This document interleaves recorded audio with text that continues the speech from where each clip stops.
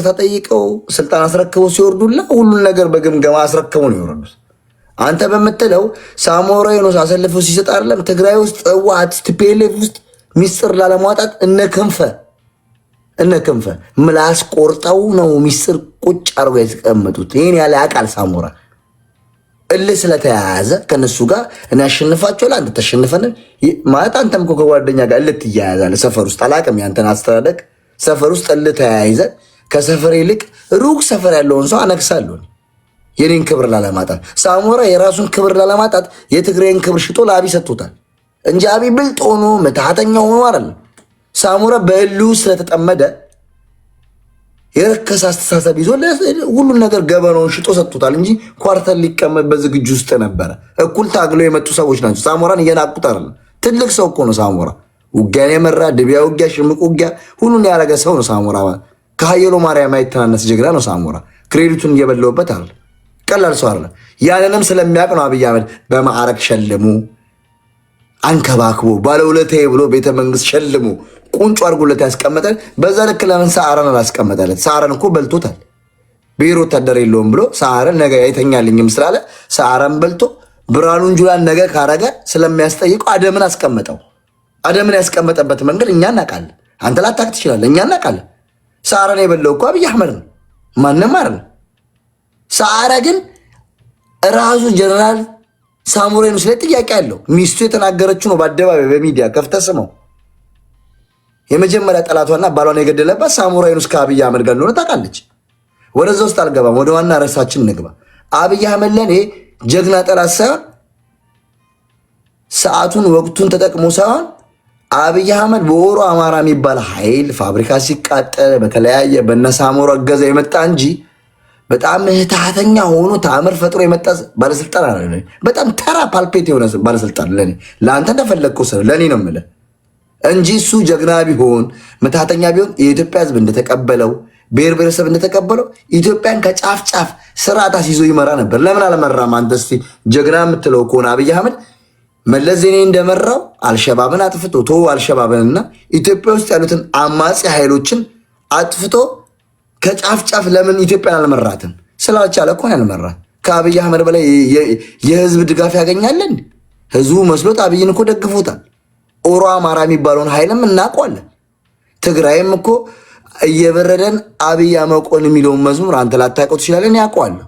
የአዲስ አበባ ህዝብ ዱላ ድጋፍ ነበረው አብይ አህመድ። ቶ የሌለውን የዘረኞቹን ቶ አንተ በምትለው መንገድ አንተ ቤት በማይወደው ማይወራ ወሬውን ቶና ብሔር ብሔረሰቦች የአዲስ አበባ ህዝብ አብይን አህመድ ከጫፍ ጫፍ ከፒያሳ ነው መነሻው ካርታ ከፒያሳ እስከ ዓለም ገና ድረስ አብይ አህመድን ደግፎታል።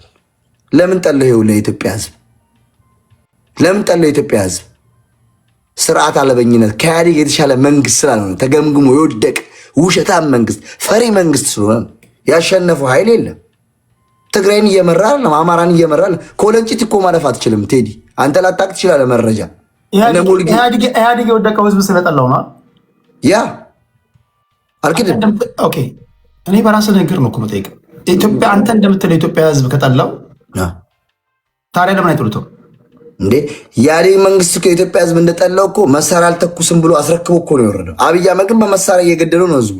በፈለከው የመጫወቻ ሜዳ በፈለግከው መጮታ አንተ መንገድ ልጠይቅ። ለምሳሌ አንተ ለምሳሌ አብይ አህመድ ጥለዋለህ ልበልህ። አንድ ሰው መሳሪያ ከደቀነብህ ትሞታለህ እያየህ ኖ። አሁን በአንተ ንግግር ህዝብ ጠላው ካልከኝ እሱ ዲፋይን መደረግ ያለበት ህዝብ ማለት የትኛው ነው እንዴ? አንተ ያለበት ብሔር ልነግርህ እኮ ነው። አንዳንድ ጊዜ ጓደኞቻችንና የሰፈራችንን ሰው እንሰማና ህዝብ እንላለን። እኔ እኮ ህዝብ ስትል የትኛው ህዝብ ነው የጠላው? እኔ እኮ እየነገርኩህ እኮ ነው። የኢህአዴግ መንግስት የሚባል የኢህአዴግ መንግስት ነው የምናወራው። የኢህአዴግ መንግስት አንድ መንግስት ይሄ ጀነራል ትሩዝ ነው። ኦኬ አንተ እንደምትለው ህዝብ በሙሉ ከጠላው አንድ ቀን አድርም። በቃ ህዝብ ከጠላ ጠላ ነው። መለስ ዜናዊ ከተናገረው ንግር ልዋስና ድራማ በሰራ ቲያትር በሰራ ህዝብ ከጠላ አንድ ቀን አታድርም።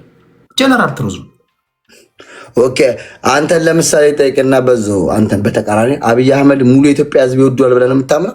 ሙሉ ህዝብማ እንኳን አይደለም አብይ አህመድን ይሄ ህዝብ የፈጠረውን እግዚአብሔርን የማይወደው። ኦኬ አንተ ማጆሪቲ የኢትዮጵያ ህዝብ አብይን አንዳንዱ እግዚአብሔር አለ ይላል፣ አንዳንዱ እግዚአብሔር ይላል። አንተን ጥያቄ ልጠይቅ ነው። አንተ ሙሉ ማጆሪቲ የኢትዮጵያ ህዝብ አብይን ይወደዋል ብለህ ማጆሪቲ ሊወድ አይችልም። በቃ እኔ ደግሞ የምልህ ማጆሪቲው በጥይትና ክርስቶስ መጥቶ ቢያስተዳድር ማጆሪቲው ህዝብ ሊወድ አይችልም። ቴዲ አንተ ቤት መከራከር አልፈልግም። እቺን ነው ጥያቄ እኮ ነው። እኔ በአመክንዮ እናውራው ነው። ጥያቄውን ነው እኮ እኔ ነፃነት ከሰጠኸኝ ጥያቄውን የሚመልስልህ መልስ ምን እንደተቀል አብይ አህመድ ያለ ታንክና ያለ ድሮን እስቲ ህዝቡን ተቋሙ አይፈቅድለትም። ስቲል ነው ድረስ ያለው እንደ ስሪላንካ ኢህአዴግን አንተ ባልከው ፋኖ ዘርማ ቄሮ ሙቭመንት በነበረ ሰዓት ታንክ በግሯቸዋል እንዴ? የኢህአዴግ መንግስት እኮ ታንክ በግሯቸዋል ወይ? የኢህአዴግ መንግስት በአጭሩ በህዝባዊ አመፅ እንደተሸነፈ ሳያውቅ መሳሪያ አልተኮሰም። ሲቪል ዲስኦቢዲየንስ ካለ በኤቪደንስ ነው የማወራ። ሲቪል ዲስኦቢዲየንስ ካለ አንተ ቤት ጋሽ ልደቱ ተናግረዋል። አንተ ቤት እሱን እኮ ነው የምልህ። ህዝባዊ እምቢተኝነት ማነሳሳት ልደቱ እኮ ለመሞከር የሚያደርጉት እኮ ያንን ነው። መሬት ላይ የትም ሀገር ላይ ዛሬ ኢራንን ለማፍረክረክ እኮ የሚጥሩት እኮ በኤር ስትራይክ ብቻ መንግስት አይጣልም። ሶ ዊ ኒድ ቱ ሃቭ ሲቪል ዲስኦቢዲየንስ። ህዝባዊ እምቢተኝነት ካለ ጀነራል ትሩዝ ነው። አንድ መንግስት አንድ ቀን አድርም። በቃ ህዝብ ካመፀ አመፀ ነው። የኔ ሀሳብ አስጨርሰኝ። ከእውነታ ጋር እንጋጫ። እኔ ከእውነታ ጋር አልተጋጨው። ራይት ነው ስትለኝ የትኛው ህዝብ? እሺ ይኸውልህ የአማራ ህዝብ እንደ ህዝብ ስታወራለት ሰምቻለሁ። ቁጥሩ የአማራ ህዝብ እንደ ህዝብ አብይ አህመድን አይቀበለውም። አንድ በል። የትግራይ ህዝብ እንደ ህዝብ አይቀበለውም። ኦኬ የአማራ ህዝብ እንደ ህዝብ ካልተቀበለው ፋኖ ቢያንስ ባህር ዳር መቆጣጠር ያቃተው ለምንድን ነው? የውስጣቸው የጎጥ ፖለቲካ ችግር ስላለ አንተ የምታውቀው እኮ የውስጣቸው ችግር ስላለ እንጂ አብይ አህመድ አስቸግሯቸዋል። እሱ የማቸግር ነው። እኔ እኮ ከዚህ ቀደም እኮ ነግሬያቸዋለሁ። አንድ ገብረ መድህን ኃይሌ ነው ገነነ መኩሪያ ሲናገር 8-0 ብሔራዊ ቡድናችን ተሸነፈ። ለምን ተሸነፍን ብለው ስፖርት ጋዜጠኞች ሲጠይቁት ተጫዋቾቼ በአየር የሚነሳ ኳስ ሄዲንግ አይችሉም ማለት። በአየር የሚነሳ ኳስ ሄዲንግ መግጨት የማይችል ተጫዋች ለምን መረጥክ? ቴዲ ቆይ ህዝብ የአማራ ህዝብ እንደ ህዝብ አብይን ጠልቶታል ካልክ ፋኖ ታዲያ ለምንድን ነው ቢያንስ በአማራ ክልል ማስተዳደር የከበደው? ስል የውስጣቸው ችግር ትለኛል። የውስጣቸው ችግር ካለ ታዲያ አብይ ምን ያደርግ? አማራ ውስጥ እኮ ያለ ፋኖ ትናንትና የተደራጀ ጽንፍ ይዞ የወጣ ኃይል እንጂ ከትናንትና ኤክስፔሪንሱ ማለት አሁን እኮ ለውጦች አሉ። ጎጃም ላይ ወሎ ላይ የለውጥ ኃይሎች ማለት አንተ ጊዜ አልሰጣቸውም። በቂ ይገሳሉ። አንተ ይኸውልህ ቀላሉ ነገር ማመን ያለብን አትታገል። ማመን ያለብን እያመንክ ነገር በጋራ እንመን። እኔ በጋራ ማምነውን ነገር ራሴን ወክዬ የማወራውን ነገር ይዤ አንተን ግን የመጨረሻ ጥያቄ የምጠይቅልህ አንተ በቂ ደቂቃ ስታሉ ለመሰለህ ቆይ ህዝብ እንደ ህዝብ ጠልቶታል ብለህ ስትናገር ትንሽ የድፍረት ንግግር ይመስለኛል። ምክንያቱም ህዝብ እንደ ህዝብ ከጠላው ጠቅላይ ሚኒስትሩ ስልጣን ላይ እስካሁን ምን ያደርጋል? ህዝብ ከተነሳ ድሮን ሚግ በለው ስናይፐር በለው ሚሳይል በለው ህዝብን ሊያስቆም አይችልም። ስለዚህ አንተ በዚህ አጋጣሚ የቴዲ አፍሮን ዘፈን ስትደግፈው አይቻለሁ። ቴዲ አፍሮ አንዱ የህዝቡ አካል ነው። ስለዚህ ቴዲ አፍሮ መደገፍ አይደለም እንደማንኛውም ሰው ነው የሰማሁት። ስለዚህ ቴዲ አፍሮ የዘፈነው ዘፈን አንዱ የገናና ጉርምሳንም ከፍቻለሁ። ቆይ ልንገርህ፣ አንዱ የቴዲ አፍሮ የህዝብ ቁጣ ውስጥ አንዱ የቴዲ አፍሮ ዘፈን ነው እንድታዳምጠኝ ፈልገው። የህዝብ ቁጣ ውስጥ ህዝብ ከስህተቱ ይማራል። ትናንትና እኔ ተናስቼ ስታገል ገብቷል። አብይ አህመድ አሁን ላይ እኮ የሚደግፈውን ኃይል እናውቃለን። ብዙ ተረት ማብዛት አንፈልግም። ማን ነው የሚደግፈው ኃይል? የሚደግፈው ለእሱ ለስርዓቱ የሚገዙለት እንደነ ሞጊልዳ አይነት እንደነ መስፍን አይነት እንደነ ዋንጋሪ አይነት እዚህ ጋር አንተ ቤት ውስጥ ቁጭ ብለው አንድ አይነት አጀንዳ ያላቸው ለስርዓቱ ተገዢዎቹ ሞጊልዳና መስፍን የእነሱ ድጋፍ ነው አብይን ያቆመው እያልከኝ ነው። አሁን ደግሞ እሱ አሁን እኮ ቴዲ እኔ ሀሳቤን ማመቅ እና ሀሳቤን ደቂቃ ሰጥቻለሁ። በትርፍ ደቂቃውን እያወራ ያለው እኔ ቴዲ ምን አለ መሰለህ አሁን እንደጨረስክ ትመንና አንድ ሁለት ነው እያወራን ያለ። አንድ ሁለት ስናወራ አብይ አህመድ አንተ በምትለው ፈለግ በፖዚሽን በፈለግከው ሰጥተው እመን። አብይ አህመድ የህዝብ ድጋፍ ሰውን ያለው የመሳሪያ ድጋፍ አለው። የመሳሪያ ድጋፍ እንዳለው አውቃለሁ። በዚህ ሰዓት ላይ ያን ነባራዊ ሁኔታው የሚያሳያ ነው በደንብ። እኛ እኮ ዛሬ ቴዲ አፍሮን የደገፉ ጓደኞቻችን እኮ አባ ሳሙኤል ታስረዋል። በመረጃ ነው የምነግርህ። ህዝብ በሙሉ አጌንስት ከአብይ ጋር ነው ብለህ ነው የምታምነው? የኢትዮጵያ ህዝብ ከ190% ቢጠየቅ ያለ መሳሪያ አብይ አህመድን አንድ ዕቃ አያሳድሩም። አብይ አህመድ ከኢህአዴግ በተሻለ መንገድ ራሱ ከኢህአዴግ ነበረ። ከኢህአዴግ የተሻለ መንገድ ይዞ የመጣው ዘመናዊ የሆኑ ድሮኖችን ይዟል። ምክንያቱም የሆነ ሰፈር ላይ አመፅ ሊያስነሳ የሚችለውን ኃይል ግሩፕ ፈጥሯል። አብይ እኮ በጣም ሴታፕ አድርጎ የመጣው ምንድን ነው? አዲስ አበባን አፈረሰ። ከዛ በኋላ ምን አደረገ? አዲስ አበባ ውስጥ በተገዳዳሪ አመፅ የሚያስነሱ ወጣቶች ላይ የቁጥር ብልጫ የሚመስሉ የእሱ ሰዎች ተካ። እዛ አዲስ አበባ ውስጥ ላይ የምልህ ልጅነት ስልጣን ልንገርህ እችን ነግሬ የሚታረጋለሁ ቴዲ ሐዋሳ እንደ ቴዲ ሐዋሳ ለብቻህን ከሆንክ ቴዲ ሐዋሳ ላይ ብቻ እንዳየው ተክለ ሰውነት ያምራል ምናምን አቋመ አንድ ለአንድ ማንም አይጥልህም። ሁለትም ቢመጣ ምጥል ነው የምትመስለው። አንተ ላይ 3 ሰው ካስቀመጠብህ አንተ መንፈስ አይደለህም 3 ሰው ምጥለው። እሱ ያስቀመጠው በየሰፈሩ 3 ሰው የእሱን ሰዎች አስቀምጧል። ይሄን ሀቅ እንቀበለው። 3 ሰዎች በየሰፈሩ አስቀምጧል። እኔ እኮ ገብቶኛል። የሸገር ጁንታው በሪዝን እንወያይ። አሁን በስሜት ሳይሆን በሪዝን ነው የማወራህ እኮ አንደርስታንድ። ኦኬ ገብቶኛል። ለምሳሌ ጽንዶን ፈጥረህ ቢሆን ማለት ነው አንዳንድ ጊዜ ያለውን ነባራዊ ሁኔታ ለሀቅና አይናችን ጆሮአችን በሚሰማው በሀቅ ተመስርተን አናሊሲስ ካልሰራን የተሳሳተ ድምዳሜ ላይ ነው የምንወድቀው። አይናችሁ የሚያየው ምንድን ነው? አሁን ስሜቱን ተውት፣ ስሜቱን እንተው ፕሊስ። ተረጋጋ። ብሔርን ጠርተ ሰማይና ምድር ያልፋሉ 4 ኪሎ አትገባም። እኔ የሚታየኝ ይሄ ነው። ብሔርን ጠርተ የኢትዮጵያ ሕዝብ አይቀበልህም። ለራስህ ስሜትን ለማርካት ሊጠቅም ይችላል። ብሔርን ጠርተ ግን የኢትዮጵያ ታሪክ ያናሳየው ጃንሆይን ለመጣል ደርግ ኢትዮጵያ ትቅደም ብሎ ነው የጻፈው። ኢትዮጵያ ሕዝብ ኢትዮጵያ ትቅደም ካልከው ያብዳል። ደርግን ለማፈረካከስ ኢህአዴጎች ኢህአዴግ ብለው የኢትዮጵያ ሕዝቦች አብዮታዊ ዲሞክራሲ ብለው ግንባር ብለው ነው የመጡት። ኢህአዴግን ለማፈረካከስ ብልጽግና እምዬ ኢትዮጵያ እናትዬ የተንሰፈሰፍኩልሽ ሞትኩልሽ ብሎ ነው የመጣው። ተሸወድን የምትሉት አንተ ብሔርን ጠርተ ከቁጥቋጦ ከወጣ ከመላሴ ፀጉር ይነቀል።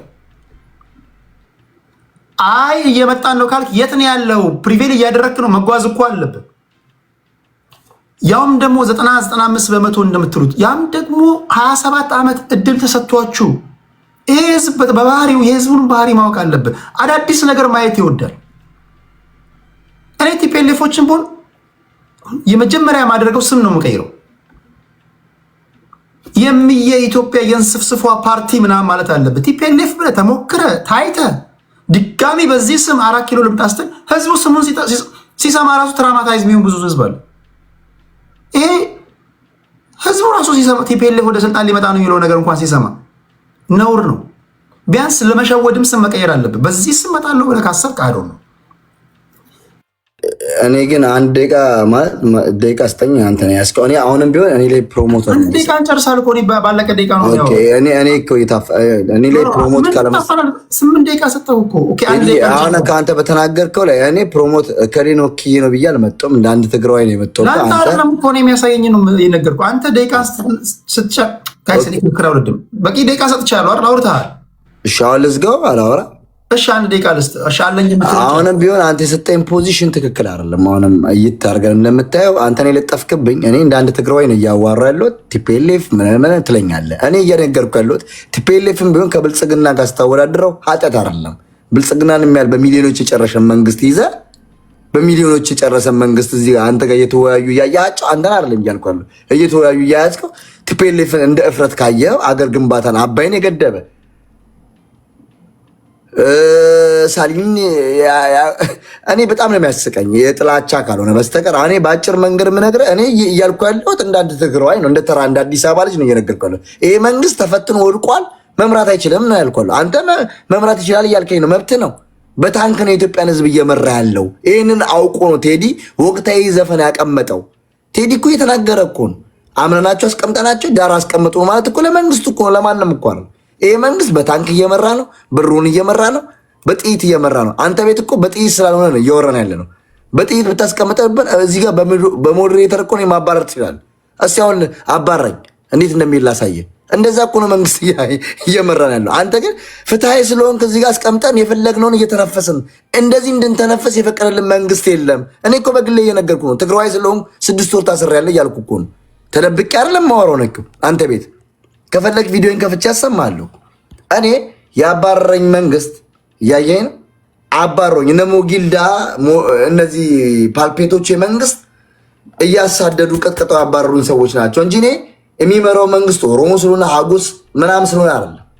እኔ የተሻለ መንግስት ከመጣ ኢትዮጵያ የሚያስቀጥል እኔ ከአንተ ጎን ነው። አንተ ኢትዮጵያዊነትን ነው እንዲቀጥል የምትፈልገው፣ ሁላችንም ኢትዮጵያዊነት እንዲቀጥል እንፈልጋለን። የመጣው መንግስት ከኢህአዴግ የተሻለ አለ፣ የባሰ ነው፣ ዘረኝነትን ያስቀጠለ ነው።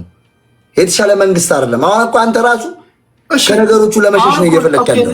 ነው እንደዛ እኮ አይደለም። አሁን ለሚሰሙ ሰዎች ይሄ መንግስት ከወደቀ እስኪ አንተ የመፍትሄውን ሀሳብ ንገረኝ። የትኛው አካል ነው ስልጣን የሚይዝ የሚመስል የተዘጋጀው አካል? እኔ ኢትዮጵያ ውስጥ አንተ የምትላትን ኢትዮጵያ አሁን ብልጽግና ሲወርድ የትኛው ኃይል ነው 4 ኪሎ መግባት ያለበት ብለህ የምታምነው? ኢትዮጵያ ውስጥ ብዙ የተማረ ኃይል አለ፣ ብዙ ከዛ በፊትም ደግሞ አብይ አህመድ ከመምጣቱ አሁን እየታገለ ያለ አሁን ቅርጽ ያለው የፖለቲካ ፓርቲ የሆነ ወይ ታጣቂ ትግል እሱ ነገር ቴዲ ከጠየቀኝ እንመልስም ደግሞ ፍቃድ ስጠኝ። እሺ ኢትዮጵያ ውስጥ የሽግግር መንግስት ይደረግ በነፃ ፖሊሲ ፓርቲ መስረትና 4 ኪሎ ትገባለህ ተብሏል። እሱን ነገር ሊገባ የሚችል አሁን እኮ አንተ የምትለው እኮ አገርን እያስተዳደረ ያለ አካል አባረን ዶክተር እንትና ኢንጂነር እንትና ተብሎ ከረባትና ሱፍ ያሰረሉ ከየቤቱ የተጠራ ተለቃቅሞ የሽግግር መንግስት ይመስርት። ልክ ጃንሆይን የ3ኛ ክፍል ጥሩ ሰዎች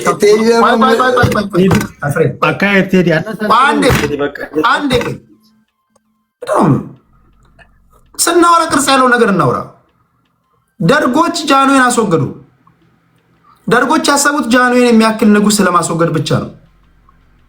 ከዛ ሀገሪቱ የሚያስተዳድር ሰው አጡና ክቡር አዲስ አለማየሁ ያየምሩን አሉ። የኢትዮጵያ ህዝብ ማወቅ ይፈልጋል። ብልጽግና ነው ያባርልሃል፣ ንገረኝ። ከቤቱ የሚመጣ ምናምን ሳይሆን ቅርጽ ያለው አትፍራ። ወይ ፋኖ ወይ ቲፒኤልኤፍ ወይ ጽንዶ በለኝ ወይ ኢዜማ በለኝ። አሁን መሬት ላይ ያለ ይሄ አካል ሊያስተዳድር ይችላል በለኝ እስኪ። እኔ ከአብይ አህመድ ኢትዮጵያ ውስጥ ያሉት አሁን ተቋሚ ፓርቲ ከነ ውድቀታቸው ከነ ልዩነታቸው ከነ ክፋታቸው ከአብይ አህመድ አሊ የግብጾች ተላላኪ ኢትዮጵያዊነት መንፈስ የሌለው ኃይል ኢትዮጵያ ውስጥ ያሉት የሚሟገዙት ኃይሎች እቺ ትናንትና የምትከራከሯ ሴት ሁላ እኔ ወደ ፕሬዚዳንት ብመጣ በፌርነስ ትመራናለች ብዬ ነው ማምነው። ኢሴፓ ነው እንዲፓ የነበረችዋ ልጅ ማለት ብልጽግና ስንነግረኝ እሷ በፌርነስ ትመራናለች። አብይ አህመድ ግድ ካልመራ ኢትዮጵያ ትፈርሳለች የምትሉን ከሆነ ከዛ በፊትም እኮ የኢህአዴግ ከፈረሰ የኢህአዴግ ሰዎች ሚሉን ነበረ። የኢህአዴግ ከፈረሰ እኮ የተሻለ መንግስት አይመጣ ሚሉን ነበረ። ልክ አንተ እንደምትለው አብይ አህመድ መጣ፣ ምን ሆነ? በሚሊዮኖች ሰው ሞቱ፣ ተፈናቀሉ። አማራ ከፋው፣ ትግሬ ከፋው፣ ኦሮሞ ከፋው። አሁን እኮ አንተ የምትለን አብይ የጨፈጨፈን ይምራን፣ የተሻለ ሀሳብ የለም፣ የተሻለ ፓርቲ የለም ነው። አብይ ይምራን አይደለም። ጀስት ቴልሚ ያንተን ያዘጋጀውን ኃይል ንገረኝ። እየነገርኩ እኮ ነው። እኔ ትናንትና ብልጽግና እንትና ዝም ብለህ ራንደም ሊሆን የሰው ፒክ የምታደርገው አገር እኮ እህታችን እየነገርኩ እኮ ነው። ስሟን ስለዚህ ያንተ ምርጫ እሷ ናት። ማናት የምትባለው? በደንብ እሷ ትምራ፣ አገር ትምራ። እሷ ከልደቱ ጋር ሆና ከተለያዩ ሁሉ ኢትዮጵያዊነትን የሚመለከቱ አካል ይምሩ። ከዚህ መንግስት ማይሻል የለም። መዋቅራቸው ምንድን ነው? ከየት ወዴት እንደሚወስዱ የምታውቀው ነገር አለ? ማኒፌስቶዎቹን የአብዛኞቹን አውቀዋለሁ። ቢያስከፋኝም ነው የምልህ፣ ቢያስከፋኝም ከአብይ አህመድ የተሻሉ ናቸው።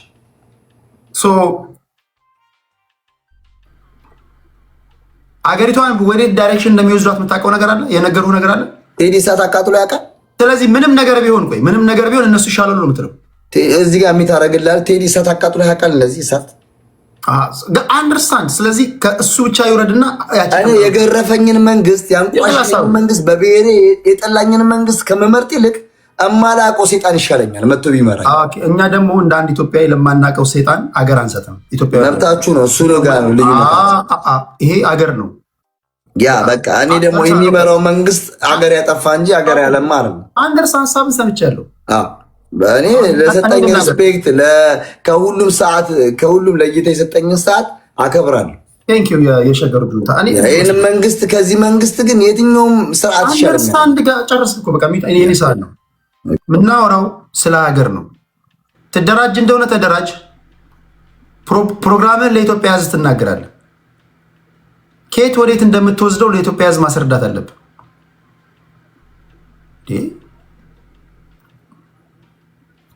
ቢያንስ አዲስ ሳይንስ እንኳን ስልጣን ላይ ብታስወጣው እቺን ሀገር ወዴት ነው የምትወስዳት ብለህ ብጠይቀው ሊነግርህ ይችላል። የሆነ ነገር እኮ አያስፈልገንም። አዲስ ይምራኝ፣ ችግር የለውም አይደብረኝም። ፖይንቱ ግን ምንድን ነው? ኦኬ ወደ ቁም ነገሩ ስንመጣ አዲስ አበባ ልጅ አንዴ ሚዩት አድርጉ ፕሊዝ። ቁም ነገሩ ምንድን ነው? ቢያንስ ትርጉም የሚሰጥ ፖለቲካ ማውራት አለብን። አሁን ባይናው ቢያንስ የሆነ ነገር ተምረናል። ከዚህ ቀደም የግርግር ነበር። አሁን እየበሰልን እያደግን፣ በፊት ሲያምታቱን ነበር። ኦኬ ጃንሆይን ለመጣል ያማልሉናል። ኦኬ ህዝባችን ወጣ ጃንሆይን ጣለ። የሶስተኛ ክፍለ ጦር ሰዎች በቃ ሞከሩ። ወታደሮች ማለቃቸው ላይ ወታደሮች ሞከሩ ከሶስተኛ ክፍለ ጦር መጥተው። ከዛ በኋላ ደርጎችን ጣሉ። እንደገና ወታደሮች ሞከሩ። አገር ቤተ ሙከራ አይደለም። ቅርጽ ይዘን አጀንዳ ጽፈን ፕሮግራምን አሳውቀ ቢያንስ እርፍ እንድንል ማለት ነው። ያቺ ልጅ መታ እንደገና ወይም ደግሞ ከበደ ይምጣና ይምራን ምናምን እንደዛ ይባላል። እንዲ ሀገር ጎበዝ። ለማንኛውም እንደዛ ነው ለማለት የፈለግኩት። ስላላወራችሁ የመጨረሻ ዙር ይሄ መረረም ዋጠም ተመቸም ሁላችሁም በሀገራችሁ ጉዳይ ላይ ሀሳብ እንሰጣለን። እኔም በመናገሬ ምናምን ቅር የሚል ካለ ከቡርጅ ካሊፋ ላይ ቁልቁል መውደቅ ትችላለህ። ማይ ፍሬንድ በሀገር ጉዳይ ነው እያወራን ያለው። ልክ ነው። ከቡርጅ ካሊፋ ላይ ቁልቁል መውደቅ ትችላለህ። ስለ ሀገር ነው እያወራን ያለው። እንትና ያኮርፋል እንትና ይደሰታል ምናምን የምለው ነገር የለኝም። 3 ደቂቃ ልስጣችሁ በተነሱ ሀሳብ ዙሪያ ላይ። ከዚህ በኋላ ላልገባባችሁ ማለት ነው። ስድብም ካለ የሰደባችሁ ደስ ያላችሁን ነገር እየተቻችሁኝ ኮመንት እየጻፋችሁ ታፕታፕ እያደረጋችሁ ወደ ዋንጋሪ ሄዳለው። የመጨረሻ የማጠቃለያ ሀሳብ ነው። በተነሱ ጉዳዮች ላይ ሀሳባችሁ የምትሰጡት 3 ደቂቃ አላችሁ። ዋንጋሪ ቴንክ ዩ ቴዲ። እንግዲህ ያው ተጨፍልቀናል። ሰውየው የፕራዶ መኪና ገዝቶ ፕራዶ ማለት አይችልም ቢራዶ ነው የሚለውና መከሩት። ቢራዶ አትበል ፕራዶ ለማለት ሞከረ። ስለዚህ በቃ እኛ እንነዳለን ሲም እናንተ ጥሩ አለ። ዶክተር አብይን አይችልም አልቅ 10 ሰደብከው ይመራሃል። አንተ ትሳደባለህ፣ ምንም ጥርጥር የለውም። ምክንያቱም ዶክተር አብይ ዲርአዝ በሚለው መጽሐፍ ከድር ሰተቴ ላይ በደንብ አስቀምጦልሃል። የኢትዮጵያን ፖለቲከኞች አቅም፣ የፖለቲካዊ አቅም እንዴት ኢትዮጵያ እንደሚመሯት በከድር ሰተቴ ላይ አስቀመጠልህ። በርካብና መንበር የአመራርን ብቃትና አንድ ጊዜ 3 ቦታ አለ። ለ3 ለተለያያችሁ ሰዎች እድል ሰጣችኋለሁ። ብልጽግና 3 ሰዎች ስላሉ ለሌሎች አሎች 3 አዳዲስ ሰዎችን አስገባሉ። የምትገቡ ሰዎች ግን የሚኖራችሁ 3 ደቂቃ ብቻ ነው። ለጨርስ ስለሆነ የምትመጡት ለ3 ሰዎች እድል ሰጣሉ። ቀጥለ ዋንጋሪ። ኦኬ። ስለዚህ በዲርአዝ መጽሐፉ ላይ በከድር ሰተቴ ላይ በደንብ አስቀምጧል ስለ ኢትዮጵያ ፖለቲካ አመራሮች የፖለቲካ አቅም ድክመት። በእርካብና መንበር መጽሐፍ ላይ ስለ ኢትዮጵያ የአመራር ችሎታ ወደፊት ምን መስራት እንዴት እንደሚመራ ጽፎ አሰጠ። አላነበብክም፣ አልተጠቀምክም። ሁሉም ነገር መደመርን ጻፈልህ፣ መንገዱን አሳየህ፣ ትውልዱ ምን እንዴት መሆን እንዳለበት ጻፈልህ፣ የመደመር መንግስትን ባህሪ ጻፈልህ። በኢትዮጵያን ከመሩ መንግስታቶች እንዲህ አድርጎ አገሩን የመራ አንድ ሰው ጥራልኝ። አብይን የምትሰድበው 100 ዓመት ለኢትዮጵያ የቤት ስራ ሰጠናት ያላችሁን ፎርሙላ ድራሽ አባቱን አጥፍቶ በኢትዮጵያ ፖለቲካ ውስጥ ኢሬሌቨንት ያደረጋችሁ ስለሆነ ነው። አብይን 10 ጊዜ አይችልም ብላችሁ የምትሰድቡት። አማራና ኦሮሞን አጣልቼ 100 ዓመት ኢትዮጵያን እገዛለሁ ብለህ ያስቀመጥከውን የፖለቲካ ስትራቴጂ አፈር ከድሜ አብርቶ ፖለቲካሊ ኢሬሌቨንት ያደረገ ራስህ በቀረስከው ህገ መንግስት ኢሬሌቨንት ያደረገ ስለሆነ ነው። ኦሮማራ የሚለው ፈጥሮ ኢሬሌቨንት ስላደረገ ነው አብይን 10 ጊዜ የምትሰድበው። አብይን ልትንቀው ልትሰድበው ትችላለህ። እንድትሰድበው እድል ሰጥተዋል። የአመራሩን ደረጃ ግን ሃይ ሌቭል አድርጎ ሰቅሎብሃል። ፖሊሲውን ግልጽ አድርጎ አስቀምጦልሃል። መንገዱን አሳይተዋል። የመንግስቱን ባህሪ ጽፎ በኢትዮጵያ በአፍሪካ መሪ ያልተለመደ ጽፎ ሰጥተዋል። አንተ አታነብ፣ መሳደብን የምትችለው አንተ ተሳደብ፣ እሱ እየጻፈ ይመራል ሀገር፣ ችግር የለውም። እንደዚህ አይነት የትም አያደርስም። አማራና ኦሮሞን አባልቼ ኢትዮጵያን 100 ዓመት ገዛለሁ ያልከውን ፎርሙላ ለአንዴና ለመጨረሻ ጊዜ ብጥስጥሱን አውጥቶ ከ4 ኪሎ 400 ኪሎ ሜትር አስቀምጠዋል። ራስ በቀረጽከው ህገ መንግስት፣ ራስ ባስቀመጥከው ፎርሙላ ራስህ በሳልከው ቢላዋ ነው ጣትን የቆረጠው። አትችልም ከዚህ በኋላ 4 ኪሎ መምጣት። ራስህ ባሰመርከው ጭንቅላት ካለህ በህሊና ከተሰራ ራስህ ያረቀቅከው ህገ መንግስት ፖለቲካሊ ኢሬሌቨንት አያደርግህም። አሁን ይህንን በልጦ ሲያሸንፍ ተቀበል አምነህ። ጠቅላይ ሚኒስትር እንደሚሆን ሰርቶ ፕሮግራም ጽፎ መጽሐፍ ጽፎ የመጣን ሰው አይችልም ብለህ ትሳደባለህ። ተሳደብ፣ መብት ነው። ይሄ ግን ፖለቲካ አይደለም። በተጨባጭ የኢትዮጵያን ፕራክቲካል ፕሮብለም ፈቶ የሚያራምደውን ደግሞ ወደፊት የሚያስከደን መደመር ነው ብሎ ፖሊሲ ቀርጾ የመጣ አንድ የፖለቲካ አመራር አምጣልኝ። አንድ መሳደብ፣ መተቸት ይሄ ፖለቲካ አይደለም፣ ዋልገነት ነው። ፖለቲካ ማለት አይዲያ ነው፣ ፖሊሲ ነው። ቴዲ ሐዋሳ እንደሚለው አይዲያ ነው፣ ፖሊሲ ነው። ፕሮግራምን አምጣ አሳየኝ። እሱ መደመራል። አንተ መቀነስ ብለና፣ ከፈለግ መባዛት ብለና፣ የፈለግከውን ፕሮግራም ይዘና። ግን በመሳደብ ፖለቲካ ውጤት አያመጣም። በኢትዮጵያ ህገ መንግስት ሁለቱን ትልልቅ ታላላቅ ብሔረሰቦችን እሳትና ጭድ አደርጋለሁ ብለህ ያስቀመጥከውን ፎርሙላ በራስህ ፎርሙላ አፈር ከድሜ ያብልቶ አሁን ወደ ሳሙራ ላይ ተጠቁማለህ። ይሄ በጣም አንፌር ነው፣ በእውነት አንፌር ነው። የሚያዋጣው ከሱ የተሻለ የፖለቲካ ድርጅት አዋቅረህ የጠራ ሀሳብ አምጥተህ የጠራ ፕሮግራም አምጥተህ አሸንፈው። ፖለቲካ ማለት ያ ነው። ትክክለኛ ፖለቲካ ሰራው ብለህ መናገር የምትችለው ያ ነው፣ በስድብ አይደለም። ጥምዶ ብለህ ሻቢያ ጋር ሄደህ እስር ገብተህ ጥምዶ ብለህ ትላንትና እንደ ኮዳ አስረህበት ስታኮላሸው የነበረውን የኦነግ ወታደር ከሱ ጋር ጽምዶ ፈጥረህ ፋኖ ብለህ አማራ ሀድጊ ብለህ አማራን ማህበራዊ ረፍት ነሳለሁ ብለህ ህገ መንግስት ቀርጸህ እሱን አፈር ከድሜ ስታበላ የከረምከው ጋር አብረህ ጽምዶ ፈጥረህ መንግስት 4 ኪሎ 5 ኪሎ ሜትር ይርቃል። ካንተ ነገ እንቀጥላለን። ብዙ አጀንዳ አሉብን። ገና የወረዳ 23 ጉዳይ አልተነካም። ወረዳ ተዳደሩ ነው የወጣባት።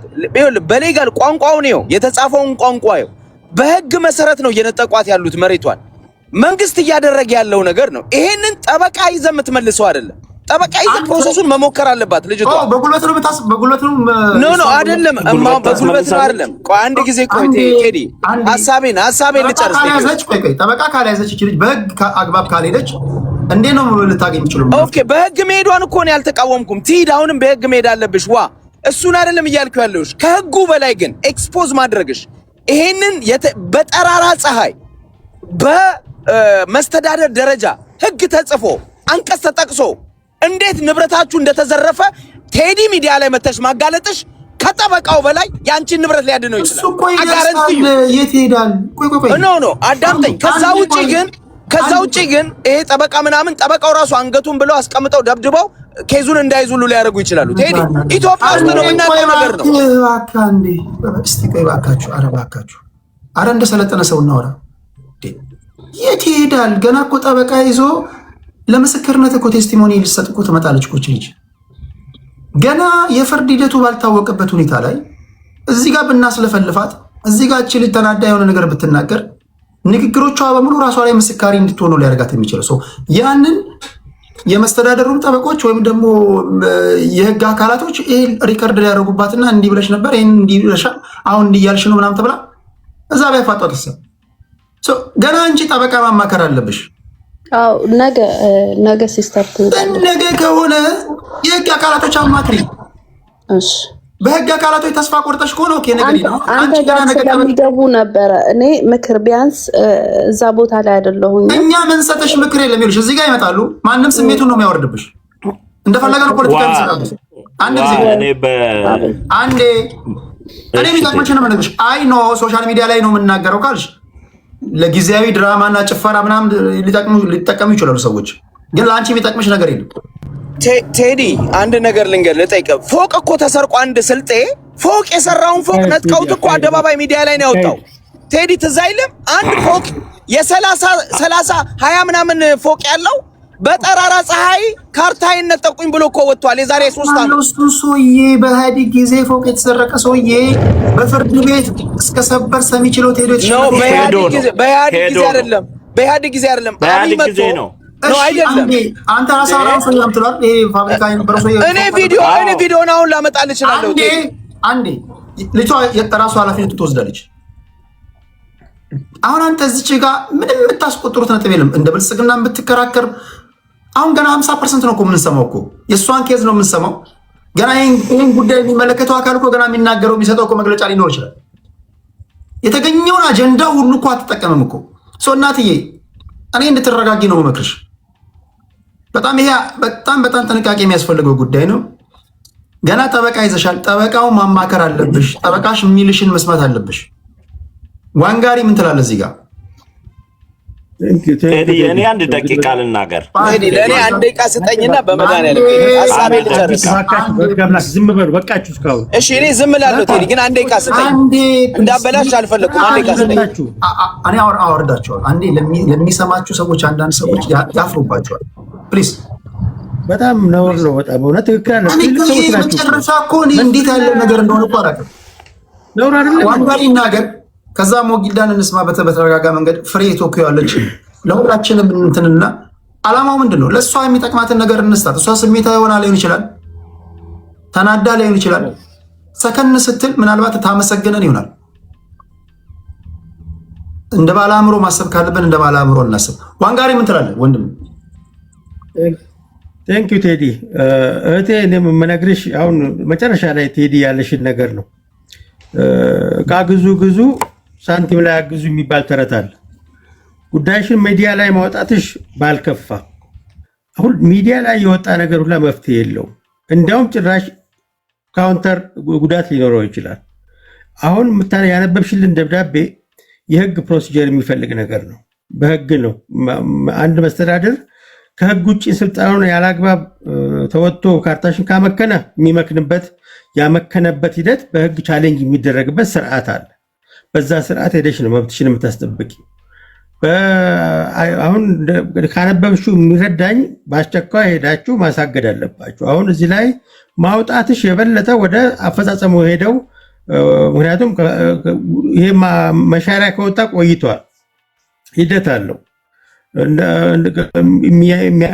የሚሸት ነገር አለው። ስለዚህ ማደባባይ ማውጣትሽ ከጥቅሙ ጉዳቱን ቴዲ የነገረሽን ነው የምደግፈው። ከጥቅሙ ጉዳቱ ይበልጣል። እዚህ ጋር በቀጥታ ሄደሽ የህግ ሪመዲው ለምንድን ነው የተሻረው፣ የተሻረበትን ሂደት፣ መብታችሁን አንድ ካርታ የሰጠ አካል በተጭበረበረ መንገድ የወጣ ሰነድ የማምከስ ሙሉ ስልጣን አለው። ስልጣኑ በአዋጅ የተፈቀደለት ነው። እሱንም ስልጣን ቢሆን ሲጠቀም ሊከተላቸው የሚገባቸው ሌጋል ፕሮሲጀሮች አሉ። ዝም ብሎ በዘፈቀደ በስሜት በኢሞሽን ተነስቶ የሚሰርዘው ነገር አይኖርም። ምክንያቱም መጭበርበሬን ስለተረዳሁ ነው ያመከንኩት ለማለት ማስረጃ ስለሚኖረው ነው እሱ ሊሰርዝ የሚችለው። የተሰረዘበትም ወገን ደግሞ ያለ አግባብ ነው የሰረዘብኝ ብሎ የመሞገት ስልጣን አለው፣ በህግ ስልጣን አለው። እና አንዳንድ ጊዜ በኢሞሽን የሚደረጉ ነገሮች ባክፋየር ያደርጋሉ። በተለይ የአንቺ ጉዳይ ባክፋየር ያደርጋል። ስለዚህ ኢሚዲየትሊ ከቲክቶክ ወጥተሽ የህግ ላይ እንድትገቢ ነው ምክሬን የምሰጥሽ። የህግ ጠበቃሽ አሳግዶ ባለበት አቁሞች የህግ ቻሌንጁን ክርክር ሊያደርግ ይችላል። ከዚህ በላይም አድቫይዝ ላደርግሽ አልችልም። እህትሽ ያናገረችው ጠበቃ ካለ በፍጥነት ሄዶ ያጠበቃ በፍጥነት ሄዶ መብታችሁን በህግ ያስከብር። መስፍንና አዲስ ደግሞ የግል ስሜታችሁን እያንዳንዱ የህግ ኬስ ተቃውሞ አይሆንም። እያንዳንዱ የህግ ኬስ የብልጽግና ደጋፊም ሲሆናችሁ ተከላከላችሁ አይሆንም። ይሄ አካሄድ ብልጽግናንም አይጠቅመውም፣ ፖለቲካችሁንም አይጠቅመውም። አትሊስት ጉዳዩን እንኳን አላስጨረሳችሁትም እርስ በርስ ግብግብ ስትገጥሙ። እንደዚህ አይነት አካሄድ ቤቱንም አይመጥንም። ይሄ ቤት ውይይቱ ሀሳብ ጥርት ብሎ አድማጭም ወደ ጆሮ የሚገባው ነገር የትክክለኛ ኢንፎርሜሽን መሆን አለበት፣ ለፍርድም እንዲመች ማለት ነው። ገና አንዲት ቃል ሳትናገር አዲስና መስፍን የምታደርጉ ግብግብ ሁለታችሁም ለቆማችሁለት ወገን አይጠቅምም፣ ለፖለቲካውም አይጠቅምም፣ ለፍትህ ስርዓቱም አይጠቅምም። ፍትህንም ማገዝ አይደለም። እውነቱ ቢሆንስ ፍትህንም ማገዝ አይደለም። እችሊ ስሜት ልትሆን ትችላለች። በሆነ አጋጣሚ ይሄ ሚዲያ ልትከታተል ትችላለች። በስሜት ኢቨን ማንበብ እንኳን አልቻለች። ስሜቷን ልትረዷት ይገባል። ማንም ሰው ንብረቱ ተሽሯል የሚል ዜና ሲመለከት ሊደነግጥ ይችላል። ስለዚህ መጀመሪያ ያለ አግባብ ከሆነ የተሰራው በህግ ይቆማል። በአግባቡ ከሆነ የተሰራው ማንም ሊያስቆመው አይችልም። ዋናው ጥያቄው ሌጋል ፕሮሲጀሩን ጠብቆ ነው ሄደው ወይ የሚለው ነገር ነው። ብዙ ጊዜ ይሄ እንደዚህ አይነት ነገር ሲደረግ በህጉ የምነግርሽ በከተማው መስተዳድር በካርታ የሰጠበትን ዶኩመንት ያለ አግባብ የተሰጠ መሆኑን ሁለት ዲፓርትመንቶች አሉ። አሁን እዚህ ጋር ከደብዳቤው ካነበብሽልኝ አንደኛው ዲፓርትመንት ካርታውን ላመከነው ወገን የጻፈው ሪፖርት አለ። ሪፖርት ሲደርሰው ካርታውን የሰጠው ወገን ካርታውን የማምከን ስልጣን አለው። ሲጠየቅ ለምን አመከንከው ሲባል ፕሮሲጀራሊ ተጭበርብሬ የወጣሁት ማለት እስከቻለ ድረስ ራሱን መከላከል ይችላል። እሱን እስካላደረገ ድረስ ቀጣዩ ሌጋል ደግሞ ንብረቱን የመረከብ ስራ ሊሄድባችሁ ስለሚችል አሁን እህትሽ ወደ አገኘችው ጠበቃ በፍጥነት ሄዳ ዛሬውኑ ነግቷል፣ እኛ ጋር አሁን አዲስ አበባ ነግቷል፣ ወደ ህግ ሄዳችሁ መብትሽን አስከብሪ። ቴዲ የመከረሽ ምክር ትክክለኛ የዜጋ ምክር ነው። የህግ ባለሙያ አይደለም፣ ግን ጤናማ የሆነ ትክክለኛ ምክር የሰጠሽ። ይሄ ከቲክቶክ የምታገኘው ቅንጣት ታክል መብት የለም ውጤቱን ታባብሺው ካልሆነ በስተቀር። ምክንያቱም ከመከነ ቆይቷል። የመከነ ይዞታ ደግሞ ይዞታ መንግስት ነው፣ ይረከቧቸዋል። ያ ከመሆኑ በፊት ካርታው የመከነበት ሂደት ህጋዊ ነው ህጋዊ አይደለም ቻሌንጅ የሚደረግበት መድረክ አለ። ያ መድረክ ቲክቶክ የሚባል መድረክ አይደለም። የቲክቶክ ከፍተኛ ፍርድ ቤት ይህን ጉዳይ የመመከን ስልጣን የለውም። ስልጣን ያለው ፍርድ ቤት አለ። በዛ መሰረት ሄዳችሁ ቻሌንጅ ማድረጉ ነው የሚጠቅማችሁ። ውይይቱን ፎርማሊ የዛሬው ደግሞ ይለያል። ቤት እንደዛሬው ሲታወቁ ጋር ወገድ ይል ነበር ራሱ እንደዛሬው ሲታወቅ አላየሁኝ። ቴዲ አሁን እርምጃ ወስዳለሁ። አንደኛ ከዚህ ቤት የሚወሩ ወሬዎች ሰዎች ያደምጡታል። በቁም ነገር ዜጎች ተበድለው ሲመጡ ሪል የሆነ ጽድት ያለ ድጋፍ እንዲያገኙ ማድረግ ካለብን ያን ነው ማለማመድ ያለብን። አሁን ከዚህ ፖለቲካ ለመስራት ምናምን እናንተም ገዢውን ፓርቲ ለመደገፍ እናንተም ገዢው ፓርቲ ላይ ነጥብ ለማስቆጠር እንደዛ አይደለም። ፍትህ ፈልጎ የሚመጣ ሰው ካለ መለመድም ያለበት ቀጥታ ከፍትህ አካላቶች ጋር ነው ማገናኘት ያለብን። ቅድም የሆነ ነገር እያነበብኩኝ ነበር። የሕክምና ሰዎች መስጠት የሚገባቸውን እነዚህ ሳይካትሪስቶች ማለት ነው እነሱ መስጠት የሚገባቸውን እነዚህ የሳይኮሎጂስቶች መስጠት የሚገባቸውን የሕክምና እውቀት የሌላቸው ያልተማሩ ሰዎች ዝም ብለው እየሰጡ ብዙ ሰዎች ተጎድተዋል ይላል የሆነ የተጻፈ ጽሑፍ እያነበብኩኝ። ኢትዮጵያ ውስጥ ዝም ብለን በታመመ ሰው ጉዳይ ላይ የሕክምና ሰዎች አሉ። መኪና ከተበላሸብህ መካኒክ አለ። ተበድለሃል፣ የጠበቃዎችን ታናግራለህ። የስነልቦና ችግር አለብህ፣ የስነልቦና ባለሙያዎች እንደዛ ነው መሆን ያለበት። በዘርፉ ስፔሻላይዝድ ያደረጉ ሰዎችን ነው እንጂ ማገናኘት ያለብን።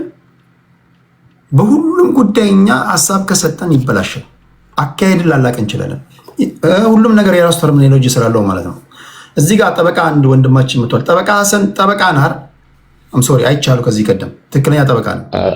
ቴዲ እንዴት ነህ? እግዚአብሔር ይመስገን። የዚች ልጅ ኬስ ሰምተሃል አይደል? እግዚአብሔር ይመስገን ሰምቻለሁ። ሰሜክሴን ሰምቻለሁና እስቲ አንድ ጊዜ ቆይ። እሺ ጠበቃ ሀሰን እስኪመጣ አየሽ፣ አሁን ትክክለኛ የህግ ሰው መጣ።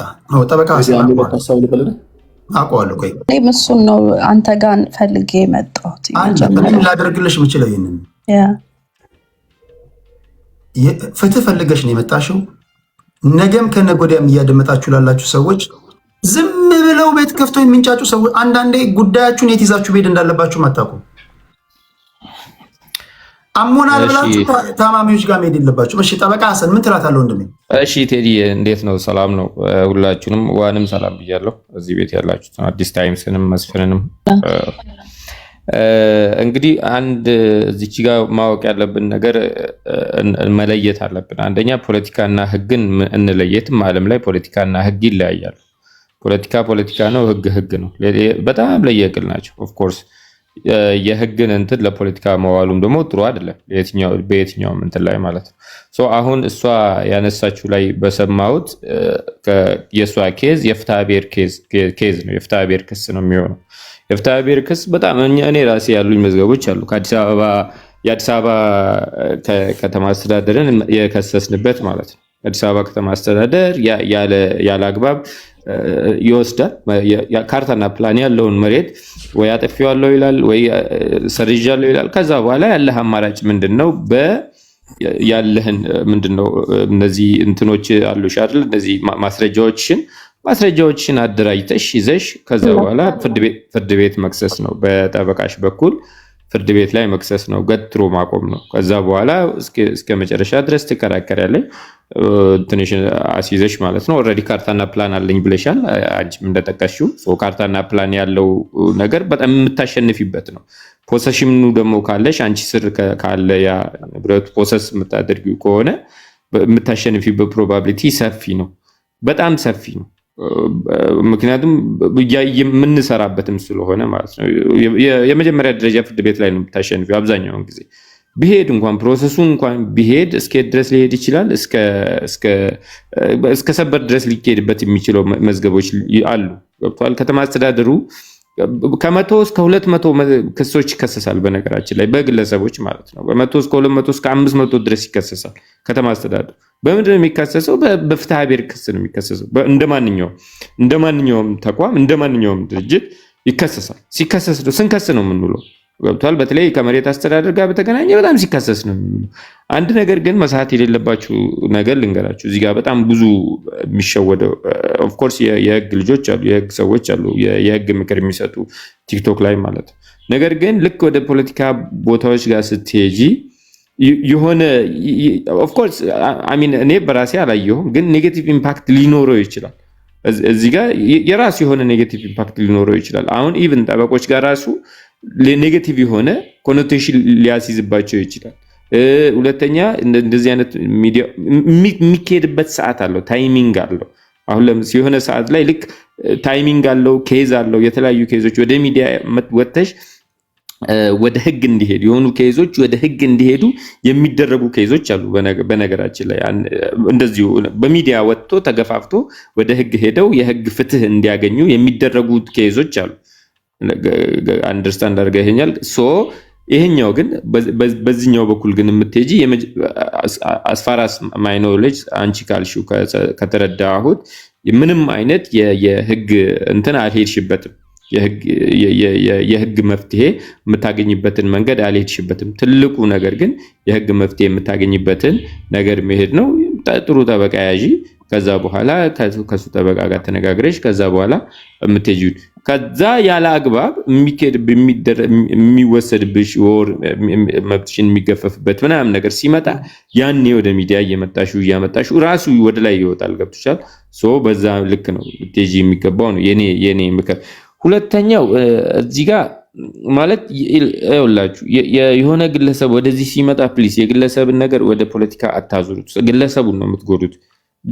እዚህ ጋር ማንኛውም የፖለቲካ ሰዎች ማለት ነው የብልጽግና ደጋፊዎችም ወር ብልጽግና የምትቃወሙ ሰዎችም እነዚህ ግለሰቦች ከፖለቲካ ጋር ምንም የሚያገናኛት ነገር የለም። የንብረቷ ነገር አንገበገባት፣ እንዴት እቀማለሁ የሚል ነገር ነው። በቃ አሳሰባት፣ የት ሂድ መሄጃ አታ ነው እዚህ ጋር የመጣችው። ያንተን የብልጽግና ዲስኩር ልሰማ ወይም ደግሞ የአዲስ ታይምስን የአጌንስት ብልጽግና ዲስኩር ልሰማ አይደለም። እናንተ ደልቷችሁ ነው፣ በጣም ተመችቷችሁ ነው እንትን እያላችሁ ያላችሁት። ኦፍኮርስ ፖለቲካ እየተነተናችሁ ያላችሁት በጣም ጥሩ ቦታ ተቀምጣችሁ ነው። ፖለቲካ አዲስ ታይምስም አሜሪካ ላይ ተንደላቀ እየኖርክ በርገርህን እየበላ መስፍንም ከአሜሪካ ኢትዮጵያ እየተመላለስክ ነው ጥሩ ላይፍ እየኖራችሁ ፖለቲካችሁን እየተነተናችሁ ያላችሁት። እቺ ልጅ ግን ተቸግራ ነው የመጣችሁ። ከተቸግራ ከመጣች አቅጣጫ ማሳየት አቅጣጫ ድፍን ነው። የኢትዮጵያ ውስጥ ኢትዮጵያ ሀገር ውስጥ ምንድነው እንትን የለም፣ ህግ የለም፣ ህግና ስርዓት የለም። ከዛ በኋላ ልጅቱን አዳፍነ ለማስቀመጥ ነው፣ ምንም ነገር እንዳታገኝ ነው። ከዛ በኋላ አንተ ፖለቲካ ሰራህባት ማለት ነው። ምን ማለት ነው እንደዚህ አይነት ነገር? ይሄ ትክክል አይደለም። ሲጀመር ፖለቲካ በግለሰቦች ላይ አይሰራም። ፖለቲካ ጀነራሊ ከፍ አድርገህ ምናምን ነው የምትሰራው። ከፍ አድርገህ ከግለሰቦች ሰዎችን ከመጉዳት እኔ የምመክርሽ አንደኛ የጠበቃዎች አሉ፣ ጥሩ ጠበቃዎችን ያዢ፣ እነሱን አማክሪ። ከዛ በኋላ በፍርድ ሂደት ላይ ሂጂበት በደንብ አድርግሽ። እርግጠኛ ሆኜ የምነግርሽ ማስረጃዎቹ ካሉሽ ወላሂ ታሸንፊያለሽ። እኔ ያሸነፍኳቸው የአዲስ አበባ ከተማ አስተዳደር የመሬት ቢሮ ማለት ነው የመሬት ቢሮ መዝገቦች አሉ። ገብቶሻል? ከነሱ ጋር ራሱ ተካሰለ በዛው ልክ ይሄ የፍትሐ ብሔርም ጉዳይ ስለሆነ ፍትሐ ብሔር የሚሄድበት ነው። ችግር የለም አብሽሪ። አንድ እሱ ነው። ሁለተኛ እዚህ ጋር ለምሳሌ ወደ ሚዲያ የሚወጡ ደግሞ በሚዲያ ግፊት ደግሞ ወደ ህግ የሚሄዱ ነገሮች አሉ።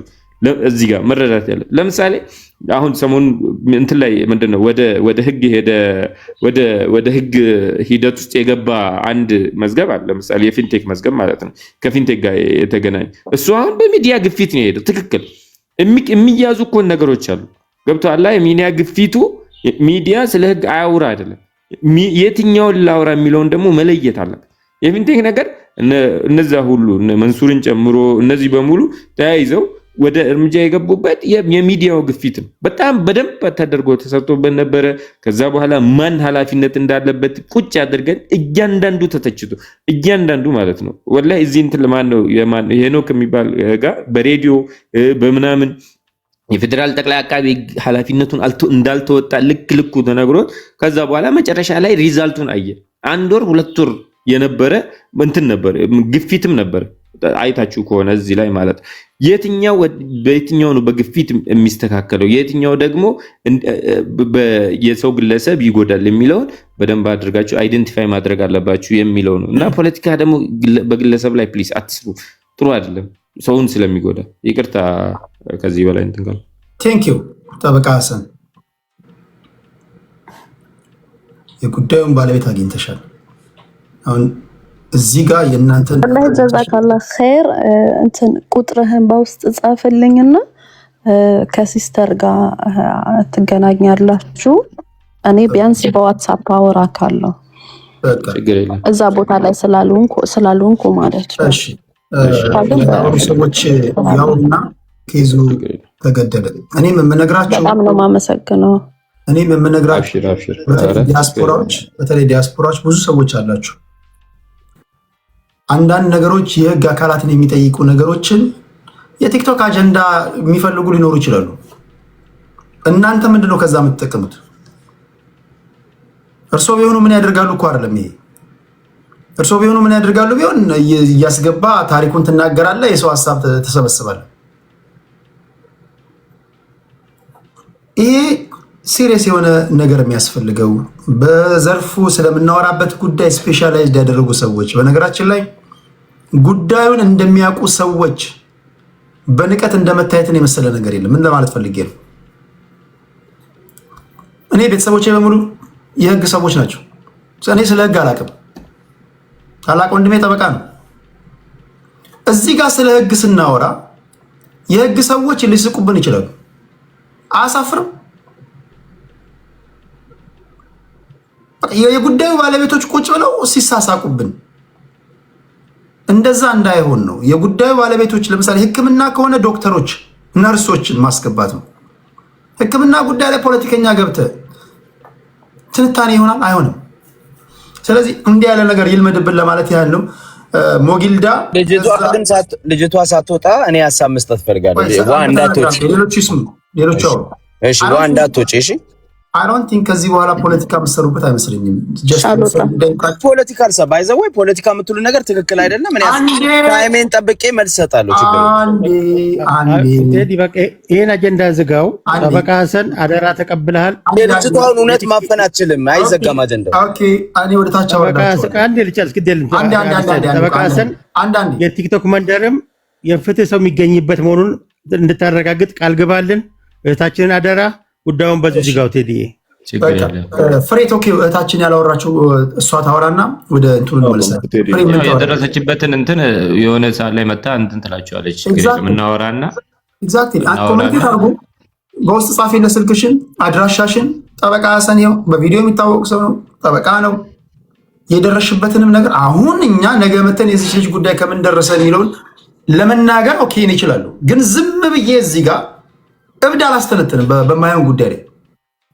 ሀሳብ ለምንድን ነው የሚታፈነው? ለምንድን ነው አንድ ጊዜ ምንድን ነው የምትሰጣት ሀሳብ? አንተ ኖ ቆይ ዋይ ለምንድን ነው? እኔ አሁን ሀሳቤን ልስጣት። ቆይ አንተ ምን አልክ መሰለህ? እኔ የጥብቅና መረጃ አልሰጠኋት። ለምንድን ነው እንደዛ የምትለው? አልገባኝም። ሚዩት ታደርጋለህ? ሚዩት አደርጋለሁ ግን አልገባኝም። አዲስ ታይምስ ምን እንዳናደድ አልገባኝም። ኖ ስለ ጥብቅና ነው ያላወራሁማ፣ ስለ ህግ አላወራሁም። ኦኬ ለማለት የፈለግከው ገብቶናል። አሁን ይህ ህግ የያዘው ጉዳይ ነው። ላይክ ዝም በማለት ተባበረን። ነገ ከነገ ወዲያ የት ይሄዳል? ይኸው ጠበቃ ሀሰን አለ፣ እኛም አለን። 5 ዓመት 6 ዓመት ስንተነተን የኖሩት ልጆች ነን። የዚች ልጅ ጉዳይ ከምን ደረሰን ብለን እኮ እናወራለን። የግድ ዛሬ ይሁን የሚባል ነገር እኮ አይደለም። እስኪ መጀመሪያ ልጅቷ ፈርታ ይኸውልህ ቴዲ ልጅቷ ፈርታ ነው የመጣችው ነው ልጅቷ ፈርታ ነው የመጣችው። እኔ ላውራ አንድ ነገር ቴዲ አንዴ ቃ ሰጠኛለህ ቴዲ አንዴ ቃ ሰጠኛለህ አንዴ እሺ አንዴ አይ ቲንክ እኔ ማወራው እኮ የመጨረሻ ቀላል አማርኛ ነው። አሁን ይሄ ጉዳይ አይነካም በቃ። ምክንያቱም የዘርፉ የጉዳዩ ባለቤቶች አሉ ሰዎች ለምንድን ነው ለነሱ የሚሰጠው ህጉ? አሁን አንደኛ ቆይ ይሄ እኮ በጣም ዲክቴተር መሆን ነው። አንዴ ሚውት አድርግ። ኦኬ አንዴ ሚውት አድርግ። እንግዲህ የኔ አሰራር ይሄ ነው። በሚቀጥለው አንተ ሄድበታለሁ ካልክ አዲስ ታይምስ ቲክቶክ ለሁላችንም የሰጠን ነው ፕላትፎርም ሰጥቶናል። ላይቭ ትገባና እሷን ትይዛትና ትተነተናላችሁ አብራችሁ ሰው እየገባ ከበደም አየለም ከሁለተኛ ክፍል ያቋረጠውም እብዱም ጤነኛውም የከሰረውም ገብቶ ይተንተን። እዚህ ግን ላደርግ የምችለው ነው እየነገርኩ ያሉት። ፍሬ ምን ትያለሽ እህታችን? ቴዲ ጠበቃ ሀሰን ስማችን በጠራ ላይ ሪስፖንደር አንዴ ስምን ከልጅነት ጀምሮ ስትጠራ ነው ያደግከው። የማርያም በቀል የተናገረው ነገር ትክክል ነው። መስፍኔ አንዴ ልናገር። እኔ ሀሳቤን ክሊል ላድርግላችሁ። አረባካችሁ እንዴ ያልተነካ ግልግል ያውቃላል ወይ? በዚህ ጉዳይ ምን የምታወሪው ነገር የለም። በቃ እኔ አመስግኜ ልወርድ ነው። ፈጣሪ ያክብርልኝ። ጠበቃ ሀሰን በውስጥ ጻፊልኝ በእናትሽ፣ በጣም ነው የምፈልግሽ። እሺ በውስጥ አውራታለሁ። ይሰማል? በውስጥ ለኔ ጻፊልኝ፣ ለኔ ጻፊልኝ። እሺ እና እኔ ለፖለቲካ አይደለም ወይ ደግሞ የማንም ደጋፊ አይደለሁም፣ የማንም ተቃዋሚ አይደለሁም፣ ከማንም አካል ጋር አይደለሁም፣ ለብልጽግናም አይደለሁም ወይ ለማንም ኤኒዌይ ማንም ይሁን ማን አያገባኝም። እኔ የሚመለከተኝ አንድና አንድ የእናቴ ቦታና የእናቴ ነገር ብቻ ነው እንጂ ስለሌላ ነገር ምንም አያገባኝም። ገብቷል? ይሄ እየሆነ ያለው እኔ ህጉን ስለማላቅ መፍትሄ ለመፈለግ ማወቅ ስላለብኝ ነው ወደዚህ ወደ አንተ ጋር የመጣው። ቴዲዬ ጊዜህን መስዋዕት አድርገህ ስለሰጠኝ በጣም አመሰግናለሁ። ስለ መልካም ነገርህ ቀጥልበት። እኔ ፖለቲካ እንድታራምዱም በእኔ ላይ አይደለም ሀሳብ መፍትሄ የፈለግኩኝ። ይሄው ከጠበቃ ሀሰን ጋር ተነጋገርኩኝ፣ አገኘሁኝ። ከሱ ጋር ደግሞ በውስጥ የበለጠ እናወራለኝ። ከሲስተር ጋር ትገናኛለህ፣ ከእሷ ጋር ታወራለህ። ያለውን ሂደት ትሄዱበታላችሁ። አዲስ ነገር ካለ ቴዲ ቃል ምገባለህ፣ ምንም ላይ እንድረስ ምንም ላይ መጥቼ አስረዳለሁኝ፣ አሳውቃለሁኝ። እና ዋ ደግሞ ያልኩበት ምክንያት የራሴ ሌላ አጀንዳ ነው እንጂ ለእናንተ አይደለም። በስሜ ብዙ ኮመንት እየጻፉ ስለነበረ ነው። እና ሁላችሁንም በጣም ከልብ አመሰግናለሁ።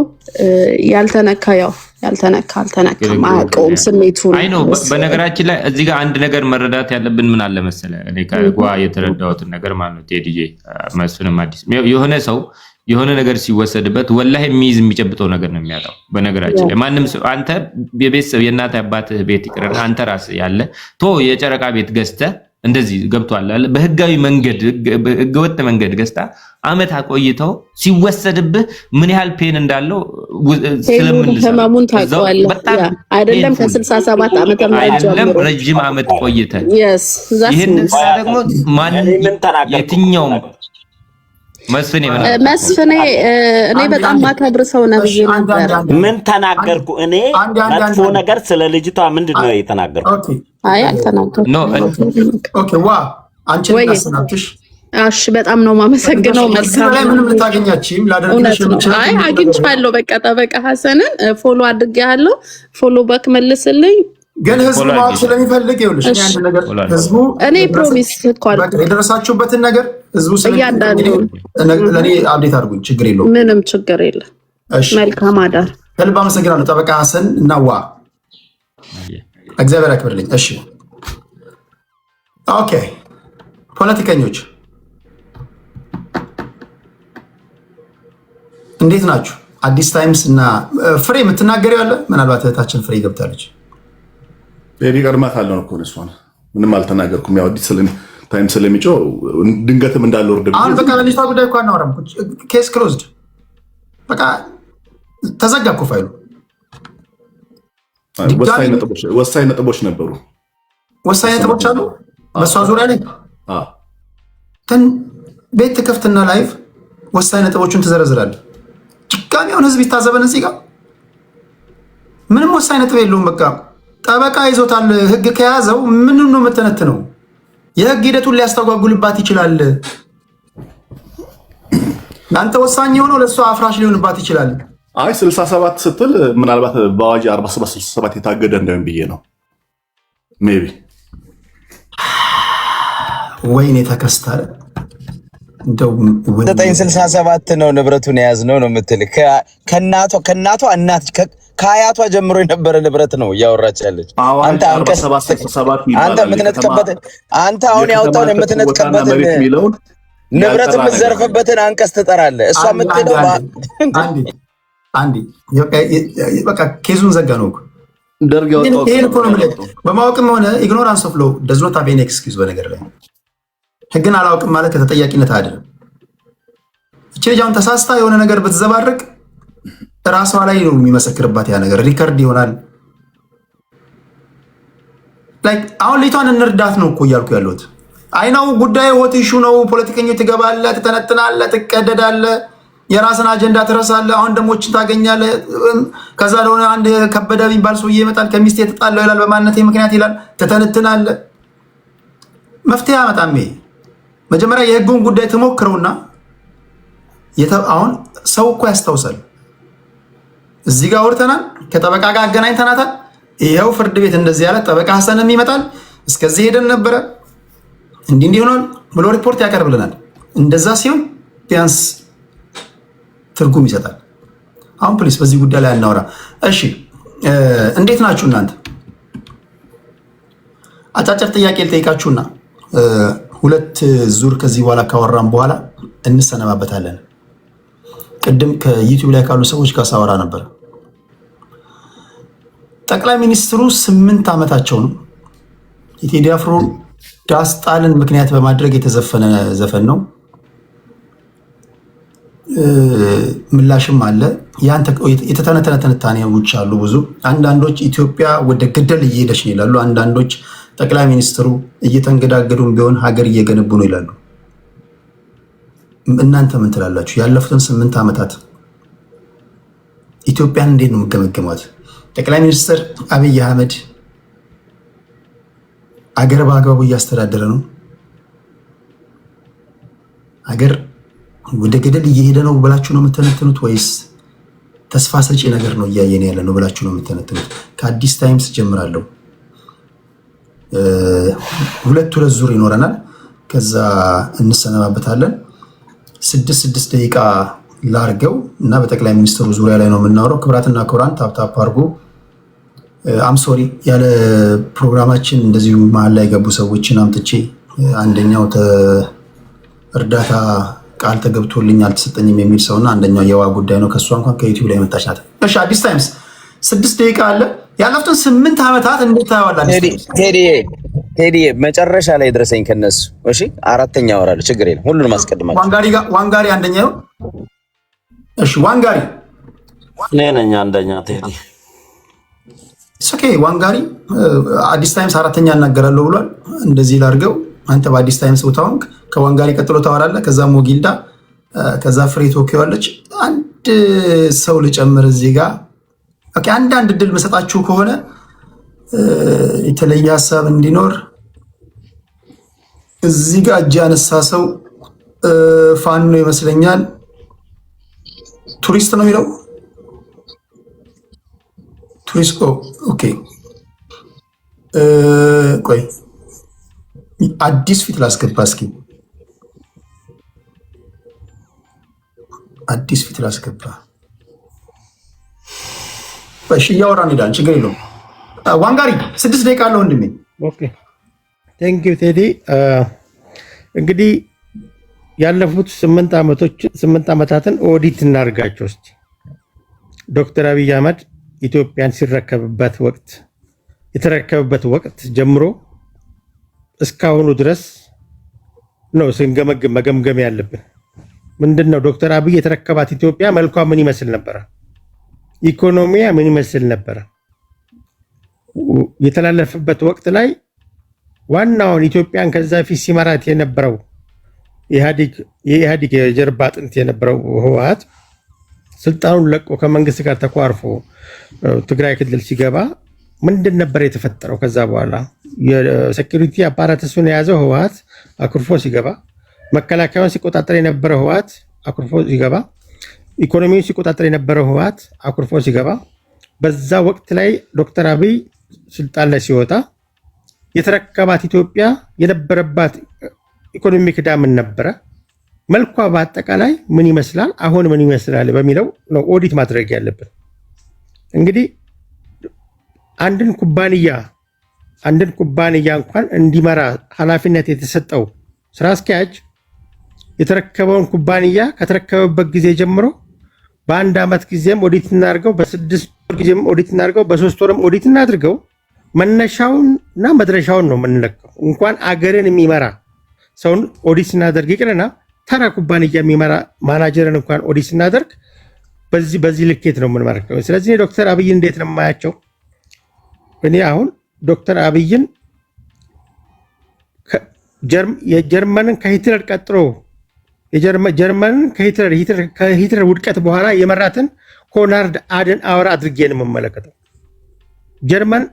አሁኗ ጀርመን የሆነችው በአደን አወር ስትራቴጂ ኦፍ ሂሚሊቲ አንገቱን ጎንበስ አድርጎ ልትከፈል የነበረችን አገር በሱ ስትራቴጂ ኢኮኖሚ ያወደቀች አገር አላይድ ፎርሶች የተከፋፈሏትን አገር አሻግሮ የአደን አወር ስትራቴጂ ኦፍ ሂሚሊቲ የአሁኗ ጀርመን የውጭ ጉዳይ ፖሊሲ የሆነውን ከአደን አወር ጋር ነው። ዶክተር አብይን እንደ አደን አወር ነው የምመለከተው። በተጨማሪም በተመሳሳይ ወቅት ፈረንሳይን የተረከባት ቻርልስ ዴጓል ነው ዶክተር አብይን መለከታት። በዛን ወቅት ላይ ፈረንሳይ ሲረከባት ቻርልስ ዴጓል ፈረንሳይ የህዝብ ተርቦ ነበር፣ ኢኮኖሚያ ወድቆ ነበር። አላይድ ፎርሶቹም እንደሌሎቹ ከአላይድ ፎርስነት አውጥተዋት አግሽሻዋት ፈረንሳይ ነፃ ሀገር ናት፣ ነፃነቷን ሊጠበቅ ይገባል ብሎ ኢቭን የአሜሪካው መሪ ከእንግሊዝ አገር ታስሮ እንዲባረር የወሰነበት ሰው ነበረ ቻርልስ ዴጓል። ቻርልስ ዴጓል ግን እዛው እንግሊዝ እሰረው የተባለው የእንግሊዝ መሪ አገር ሆኖ ጡረታ የወጡ የፈረንሳይ ወታደሮችን አስተባብሮ ፈረንሳይን አሁን ያቆመችውን ፈረንሳይ እንድትሆን ተረክቦ ኤፍል ታወርን ሲሰራ ይሄ እብድ ሰውዬ ኤፍል ታወርን ይሰራል ብሎ ሲገመግሙት እሱ ይሄ ኤፍል ታወር የአውሮፓ ቱሪዝም ሴንተር ማንቀሳቀሻ ትሆናለች በሚለው ባስቀመጠው መሰረት የቻርልስ ዴጓል ስትራቴጂ ኦፍ ዘ ዊል በሚለው ፈረንሳይን አድኗት ፓሪስን የማይጎበኝ የዓለም ህዝብ የለም በአሁኑ ሰዓት። ስለዚህ ዶክተር አብይን መመዝነው በክራይሲስ ወቅት አገሩን የተረከበ ፖለቲካ የሚናገሩ ሰዎች አገር መበጥበጥ እንጂ አገር ማረጋገጥ የማይችሉ ገመድ መጓተት እንጂ አገርን አረጋግቶ አገር ማራመድ የማይችሉ ሁለት መንግስት አለው ብሎ የሚፎክሩ ከትላንት ወደ የሴኩሪቲ አፓራቱን ተቆጣጠራለሁ ኢኮኖሚውን ተቆጣጠራለሁ ብሎ እንደፈለጉ አገሪቷን ሼክ የሚያደርጉ እነዚህን ሁላ ጠማምዞ የዚችን አገር ነቀርሳዎች በሙሉ አፍጫቸውን ብሎ ደም በደም ያደረገ መሪ ነው። የኔ አደን አወር ዶክተር አብይ ይባላል። የኔ ቻርልስ ዴጓል ዶክተር አብይ ይባላል። ዶክተር አብይን መገመግመው ካስረከብኩት ኢትዮጵያ ጋር አንጻር ነው መገመግመው። ዶክተር አብይ መገምገም ያለብን ካስረከብነው ሪሶርስ ጋር ነው መገምገም ያለብን። ትላንትና የዓለም አቀፍ አይኤምኤፍ ያወጣውን ብትመለከቱ ከአፍሪካ ሀያሏ ኢኮኖሚክ እድገት ያሳየች ሀገር ናት። በዚህ ያውም በጦርነት ውስጥ ዓላማ የሌለው ጦርነት ለስልጣን ሲዋጉ ትላንትና ሶስተኛ ጦርነት አውጇል፣ ዲክሌር አድርጋቸዋል። የታደሰ ወረደን መንግስት ለመገልበጥ ይሄ ሁላ የጦርነት ስትራቴጂ በጣጥሶ አገሪቷን አልምቶ በቱሪዝም ሴንተር በግብርናው ስንዴን በማምረት የስንዴን ፖለቲካ ታውቃላችሁ። ያን ሁላ ተረማምዶ ኢህአዴግ የተበደረውን ብድር ጤናማ አድርጎ ኮሜርሻል ሎን አስወግዶ በማክሮ ኢኮኖሚክ ማሻሻያ አድርጎ አትሊስት አገሪቷን እዚህ ጋር ደርሷታል። እቺ ሀገር በልባችን ላይ እንፈርስች ምን እንበላት? በመዋቅር ደረጃ እንፈርሳለች እንበላት? በአጥር በድንበር የማይገናኙ ብሔረሰቦችን አጥር ከልሎ ኢትዮጵያዊነትን አምሮ ሲያፈርስ የነበረው ኃይል ኢትዮጵያን ላድን ይመጣለው ብሎ የሚቀልድባት ሀገር እኮ ነች እኮ። እቺን ሀገር አክሞ እዚህ አድርሰዋል። እዚህ ቲክቶክ መንደር እንኳን በሰላም ተቀምጠን ሰላምን ወደ ኢትዮጵያ ኤክስፖርት የማናደርግ ውጭ ቁጭ ብለን ወደ ኢትዮጵያ ብጥብጥን ኤክስፖርት የምናደርግ የኢትዮጵያን ኤሊት ባለንበት አገር ላይ እነዚህ ሁላ በጥባጮች አስቀምጦ አትሊስት አገሪቷ እንዳትበተን የፖለቲካ አደረጃጀቱን ከግንባርነት ወደ ወጥ ፓርቲነት ቀይሮ ትልቁ ለኢትዮጵያ የዋለው ውለታ ዶክተር አብይ የብልጽግና ፓርቲ ማቋቋም ነው። ብልጽግና ፓርቲ ዲሞክራት ፓርቲ ነው አይደለም። ምክንያቱም ውስጡ ያሉ ብዙ እንጉልፋቶ ሜምበሮች ስላሉት። እሱም ቢሆን ግን የግንባር ፖለቲካ አስተሳሰብን የብተና ፖለቲካ አስተሳሰብን ወጥ አድርጎ ፓርቲ በማደራጀቱ ለኢትዮጵያ ትልቅ ውለታ ውሏል። የኔ አደናወር ዶክተር አብይ የ8 ዓመት ሪፖርት በዚህ አጭር 8 ደቂቃ ውስጥ 6 ደቂቃ ውስጥ ይሄ ነው። ቴዲ ቴንክ ዩ ከልብ እናመሰግናለን። እሺ መስፍን ፈይሳ ሮቢ። ቴዲ አመሰግናለሁ። እኔም የ8 ዓመቱን ቀን በስልክ ስታወያይ በጣም እያዳመጥኩ ነው። 90% የመንግስት ደጋፊ ነበረ ስልክ ዛሬ ሲያነሳ የነበረው እንደድሎ ነው። ጥቂት ሰዎች ናቸው ሀገር ፈርሷል ሲሉ የነበረው። እኔ ሌላ መመዘኛ እንውሰድ። ጎርጎራን ውሰድ፣ ወሎ ጣና ሐይቅን ፓርክ ውሰድ፣ አፋር ላይ የተሰራውን ውሰድ፣ ሶማሌ ላይ የተሰራውን ውሰድ። 12 ሎጆች በ8 ዓመት ነው የሰራው። በአመት ከአንድ በላይ ማለት ነው። እነዚህ ሎጆች ዛሬ የኢኮኖሚ ግንድ ሆነዋል። በአረብ ጦርነት የተፈናቀለ አረብ ዛሬ ሎጆችንን አጨናንቆ ብትደውል ቦታ አታገኝም። ሁሉም ቦታ በዶላር ነው የሚይዙት። የፈረሰች ሀገር ኮንፌዴሬሽን አቋቁሞ ብሔርተኛ ህገ መንግስቱን አትነካም ብለው በሚዋጉበት ጊዜ የብሔር ፖለቲካ ስም በትኖ ስሙን እንኳን ብልጽግና ብሎ ከብሔር ወደ ኢትዮጵያዊነት ለማምጣት ጥረት ያደረገ መሪ ነው። የ30 ዓመት 40 ዓመት በመንደር እንጂ በብሔር ስም ወጣ ያለ ፓርቲ ለማቋቋም በማይሞከርባት ሀገር ይሄንን የሞከረ መሪ ነው። እንደፈለገ ተሳክቶለት አይደል አልሄደም። ጅምሩ ግን ከሌሎቹ የተለየ ነው። ዋንጋሪ ቅድም ብለዋል። ትናንትና የወጣው የአይኤምኤፍ ትንቢያ በፈረሰች ሀገር ከአፍሪካ አንደኛ ኢኮኖሚ እየገነባች ያለች ሀገር ነው ብሎ ዓለም አያወጣም። ዓለም ለአብይ ሲሆን ውሸቱን ነው፣ አብይ ላይ ሲመሰክር እውነቱን ነው ይሉናል። እነ አዲስ ታይምስ መጨረሻ ነው ማወራው የሚለው የራሱ ሐሳብ ስለሌለው የኛን ሐሳብ አዳምጦ ለማውራት ስለፈራ ነው የወረደው። እኔ ይገባኛል። የአዲስናት የራሱን ሐሳብ የለውማ። መስፍን ዋንጋሪ ምን ተናገረ ለነሱ መልስ ሰጣለሁ ብሎ ነው አራተኛ ላይ ሊውረድ ሲል ፈርቶ ነው። ሐሳብ የለውም። የሰው ሐሳብ አዳምጦ መተቸት እንጂ የራሳቸውን ሐሳብ መሸጥ የማይችሉ ሰዎች ስለሆኑ አሁን ባለ ተጨባጭ ሁኔታ ዋንጋሪ እንዳለው የፈረሰች ሀገር ኦሬዲ ያለቀላት ሀገር ብሔርተኞች ሊበትኗት ያለትን ሀገር 12 ጅቦች መካከል ቆሞ ብቻውን እየታገለ ያለ አንበሳ ነው ዶክተር አብይ ለኔ። ምክንያቱም እሱን የሚታገሉት ቡድኖች ትናንት በብሔር ሀገር ሲመሩ የነበሩ በብሔር ጎንና ጎን ቆሞ ሲታከሱ የነበሩ ቡድኖች ናቸው። እነዚህ ሁሉ ቡድኖች ዛሬ ጥይት ቃጣ ወደ ዶክተር አብይ ነው የሚተኩሱት። ለምን? የነሱ መስመር ላይ ቢሰለፍ ኖሮ ብሔርተኛው እሱ ላይ ተኩስም ነበር፣ አብሮ ነበር የሚጣመዱት። ከነሱ የተለየ ሐሳብ እንዳለውና ህገ መንግስት ብትነካኮ እንሞታለን የሚሉ ብሔርተኞች ናቸው ተቀናኝተው እሱ ላይ የሚተኩሱት። ህገ ለመንግስት ለምን አልቀየረም ብሎ ደግሞ መጥተው የሚጠይቁ እነሱ ናቸው እኮ። ቀን በአንድ እጃቸው ጥይት ይተኩሳሉ፣ በአንድ እጃቸው ደግሞ ምን ይሉሃል? መጥቶ ሰላም ማምጣት አቃተው እኮ ይሉሃል።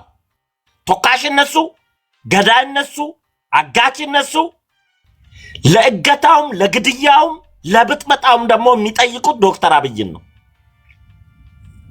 አየ ይሄን መመለስ አይችሉም። እነሱ ይተኩሳሉ፣ እነሱ ያግታሉ፣ እነሱ ይዘርፋሉ፣ እነሱ ይበጠብጣሉ፣ እነሱ ብሔርተኝነትን ይሰብካሉ። ብሔርተኛን ግን ማጥፋት አቃተው ይላሉ። በ8 ዓመት 40 ዓመት ተኮትኩቶ ያደገውን ጭንቅላት በአንድ ሌሊት ቀይሮ ኢትዮጵያዊ እንዲሆን ዶክተር ብርሃኑ ነጋ እኮ ፖለቲካ ውስጥ ኢትዮጵያዊነት ሰብኮ ተሸንፎ ሪታይር አድርጎ ወጥቶ እኮ አሁን ሚዲያ ላይ እየቀለደ ህይወት ታሪኩን እየተጫወተ ያለ ፕሮፌሰር ብርሃኑ ነጋ አለ።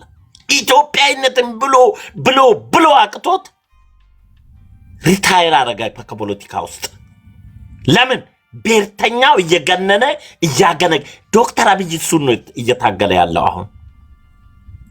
8 ዓመት ውስጥ የዶክተር አብይን መንገድ ጉዞ ከገመገምን ከሚገባው የገነባቸው ሎጆች ብቻ ጥራታቸው አሁን እያስገቡ ያሉትን ኢኮኖሚ ለሀገራችን የተደበቀ የተፈጥሮ ሀብት ማውጣት፣ አዲስ አበባ ውስጥ የነበረውን ቆሻሻ ማጽዳት አይደለም፣ ሪቨርስ ማጽዳቱን አይደለም፣ የወክዌና የኤሌክትሪክና የውሃና የመብራትን የቴሌን ገመዶች ከትብትብ ሸረሪ ድር መሬት ቆፍሮ መዘርጋት ብቻ 8 ዓመት አይበቃውም ነበር። አዲስ አበባ ውስጥ የተዘረጋው ከጣራ ላይ ወርዶ መሬት ተቆፍሮ በአንድ ላይ መዘርጋት እሱ ራሱ የ8 ዓመት ስራ ነው የሚጠይቀው፣ ሌላ ባይሰራ ዶክተር አብይ ግን 12 ጅቦች ከበውት ብቻውን እየታገለ ያለ አንበሳ ነው። ስለዚህ የ8 ዓመት ጉዞ የ40 ዓመት አንድ መሪ የሚፈጽመው በላይ ፕሮፎርማ ያሳየ ጀግና መሪ ነው ለማለት ፈልጋለሁ። ቴዲዬ ሰዓቴን ከጨረስኩ ቴንኪው። መስፍን ፈይሳ ሮቢ ሞጊልዳ ይላል። ታፈነን እኮ ዛሬ ያው እንዲህ ካወራ እንግዲህ ኤኒሃው ይሁን። ለማንኛውም ወደ ዋናው ጉዳይ ቴዲ፣ ወደ ዋናው ጉዳይ ልግባ። ወደ ዋናው ጉዳይ እኔ አንዳንድ ነጥቦችን ለማንሳት ሞክራለሁ። ቅድም ዋንጋሪ ማንሳቷል ዶክተር አብይ ከጀርመኑ መሪ ጋር በተለይ ከሁለተኛ ዓለም ጦርነት ማግስት ጀርመን ሁለት ቦታ ተከፍላ ምስራቅና ምዕራብ በርሊን ተብላ ያን አዋህዶ የጀርመንን ኢኮኖሚ ወደ ተሻለ አድርሶ ታላቋን ጀርመን አሁን ያለችበት አውሮፓ ውስጥ ቬቶ ፓወር ካላችሁ በአውሮፓ ውስጥ አንዷ ጀርመን ናት። ዋናው አንዱም ከፈረንሳይና ጀርመን ናቸው ካደረጉት ከነሱ ጋር ነው እንደዛ አይነት ስሜት ሰገን። እኔ ዶክተር አብይን ከራሻው መሪ ከፑቲን ጋር ነው ማመሳሰል። አሁን ካለው ኮንቴክስት ጋር ሳየው ክሬሚያ የሄደችበትን መንገድና ክሬሚያን ያስመለሰበት መንገድ፣ እኛ አሰብ የሄደችበት መንገድ አለች። አሰብና ክሬሚያ የሚመሳሰል ባህሪ ያላቸው ጠቅላይ ሚኒስትሩ እሹ አድርጎ ያነሳበት የአሰብን ጉዳይ ያን ስታስብ ካስታውሳችሁ ቦሪስ የልሲን የቀድሞዋን ታላቁን ሶቪየት ህብረት ከበተናት በኋላ የወረቀት ላይ አንበሳ ትባል ነበር ራሻ። በቃ ግን ያለፉት 20-30 ዓመት ፑቲን አድፍጦ እንዴት አድርጎ ወደ ቀድሞ ገናናነቷ የግዛት አንድነቷን ያስመለሰ ይሄን በማድረግ ከፑቲን ጋር ማመሳሰሏለሁ። ከፑቲን ጋር የሚመሳሰል ነገር አለው። ኢትዮጵያ ሞታለች ወርቃለች የሚሉ ሰዎች ጠቅላይ ሚኒስትሩ ወደ ስልጣን ሲመጣ የደርግ የነበረው $5 ቢሊዮን አካባቢ ደርግም ከተወሰነ ከአፄው ስርዓት $5 ቢሊዮን አካባቢ የኢህአዴግ መንግስት $60 ቢሊዮን ነው ያስረከበው። ለአብይ $60 ቢሊዮን ካሽ ሳይሆን ዕዳ ነው ያስረከበው። ዛሬ ተንከባሎ መጥቶ እዚህ ጎሮሯችን የደረሰው አሁን ከአይኤምኤፍ ጋር የእንትን ማሻሻያ የዕዳ ማሻሻያ የምንደራደርበት የ1 ቢሊዮን ተንከባሎ የመጣ ያን እየገፋው ነው። ገብቷል። እዚህ ውስጥ ያለ መሪ ነው። ይሄን ሁሉ ችሎ ለ8 ዓመት ኢትዮጵያን ወደ ተሻለ ደረጃ ያመጣ መሪ ነው። 8 ቢሊዮኑን ደግሞ እንተው 60 ቢሊዮን ዶላሩ እንተውና ደግሞ እቺ አምና 30 ቢሊዮን ዶላር ነው ኢንቨስት የተደረገው። የዚያውን የሪዞርቶቹን ተዋቸው። ሪዞርቶቹን በምን ውስጥ ከታሉ መሰለ በአፍሪካ ግንባር ቀደም ተደራሽ ከተባሉ ሀገሮች ቀጥሎ ከግብፅ በመቀጠል አንዷ ኢትዮጵያ ሆናለች በቱሪስት መስህብነት። ገብቷል። ይሄ የሪዞርቶቹ ምን ያደርጋል? ሪዞርት ጫካ ሰው ይላል። የሪዞርቶቹም አንዱ ውጤት ነው። በአፍሪካ ተቀዳሚ ከሚባለው ቅድም ሳወያያቸው ዩቲዩብ ላይ አንዲት ደዋይ የብልጽግና ደጋፊ ህዝብ እየሰማት ጦርነት ካለ ቱሪስት ሊመጣ አይችልም። ኦብቪየስሊ ሰላምና ቱሪዝም ተናቦ ነው የሚሰሩት። ሰላም ካለ ቱሪስቶች ይመጣሉ፣ ሰላም ከሌለ ቱሪስት አይመጣም። ለምሳሌ ሞጊልዳ ዱባይ ጦርነት አለ ቢባል ዱባይ ለትኬት የተቆረጠ ሰውዬ ወደ ዱባይ አትሄድማል። ያ እሷ ግን ምንድን ያለችኝ ጦርነት ያለበት አካባቢ ምን ያህል ለምሳሌ ሪዞርት ውስጥ አርፌ ያለው ግን ሽጉጥ ይዤ ነው ያረፍኩት ምን ችግር አለው አለች። እኔ ይቅርታ ኢንተራፕት ላደርግ ሳይሆን የቱሪዝም ባለሙያ ስለሆንኩኝ መሀል ላይ ሰጣችኋለሁ። ፖለቲካውን ሳይሆን አንዳንድ ጊዜ የማይሆን ነገር እንዳያወሩ እንዳይወጡ ትክክለኛው ዳታ አለኝ። ቱሪዝም ላይ ነው የምሰራው። ኢትዮጵያን ጨምሮ ኢስት አፍሪካ ውስጥ 9 ሀገሮች ላይ እሰራለሁ። እኔ እሱን ሰጣለሁ። እሺ ሰላም። አሁን ለምሳሌ ጦርነቶች አክቲቭ የሆኑ ጦርነቶች ባሉበት አካባቢ ላይ አሁን ሪዞርቶች ቢሰራ ቱሪስት ላይመጣ ነገር ገንዘብ ማባከን ነው ይላሉ። ሞጊልዳ ምን ትላለህ እስኪ አንተ? እኔ አሁን ቅድም ሊቷንም የምናውቃት ልጅ ሰላም ናት፣ የሰላም ዲላ ናት። ትንሽ እንደ ኦኬ ድምጿን እኔ ነው የማውቀው እኮ ብዬ ነበር። እሷ ናት። እሺ እሷ ናት። እና ለመቀለድም ያለችው ነገር ነው እንጂ ሽጉጥ ተይዞም ሪዞርት አይገባም።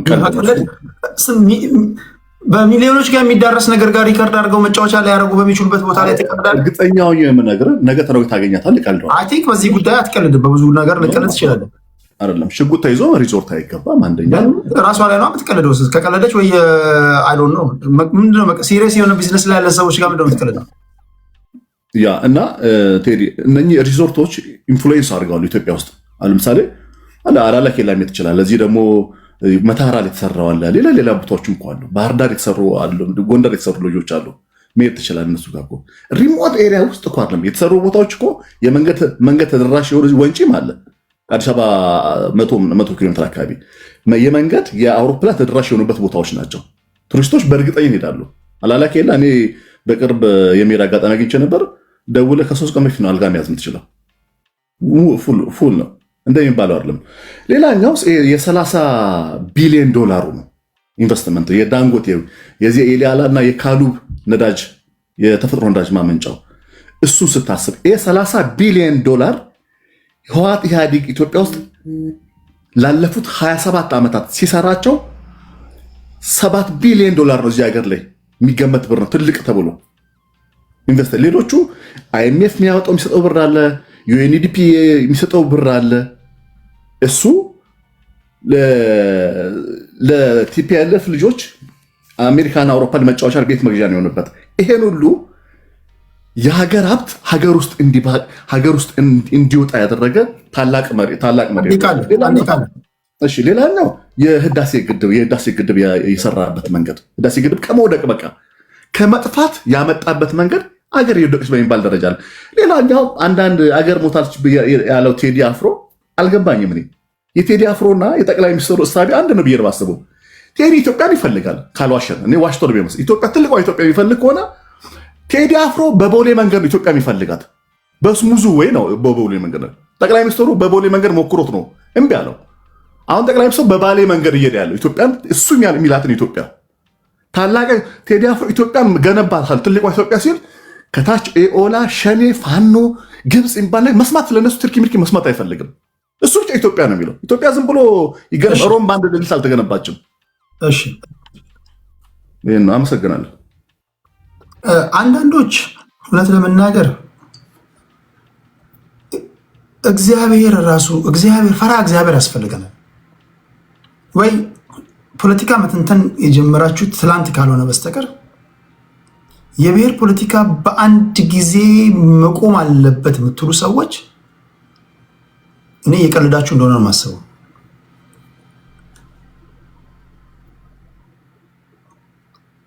የብሔር ፖለቲካ እኮ ስለ ብሔራቸው ማያውቁ ሰዎች ብሔራቸውን ፍሬም አበጅተው ሲናገሩ ነው ብሔራቸውን የሚያውቁት።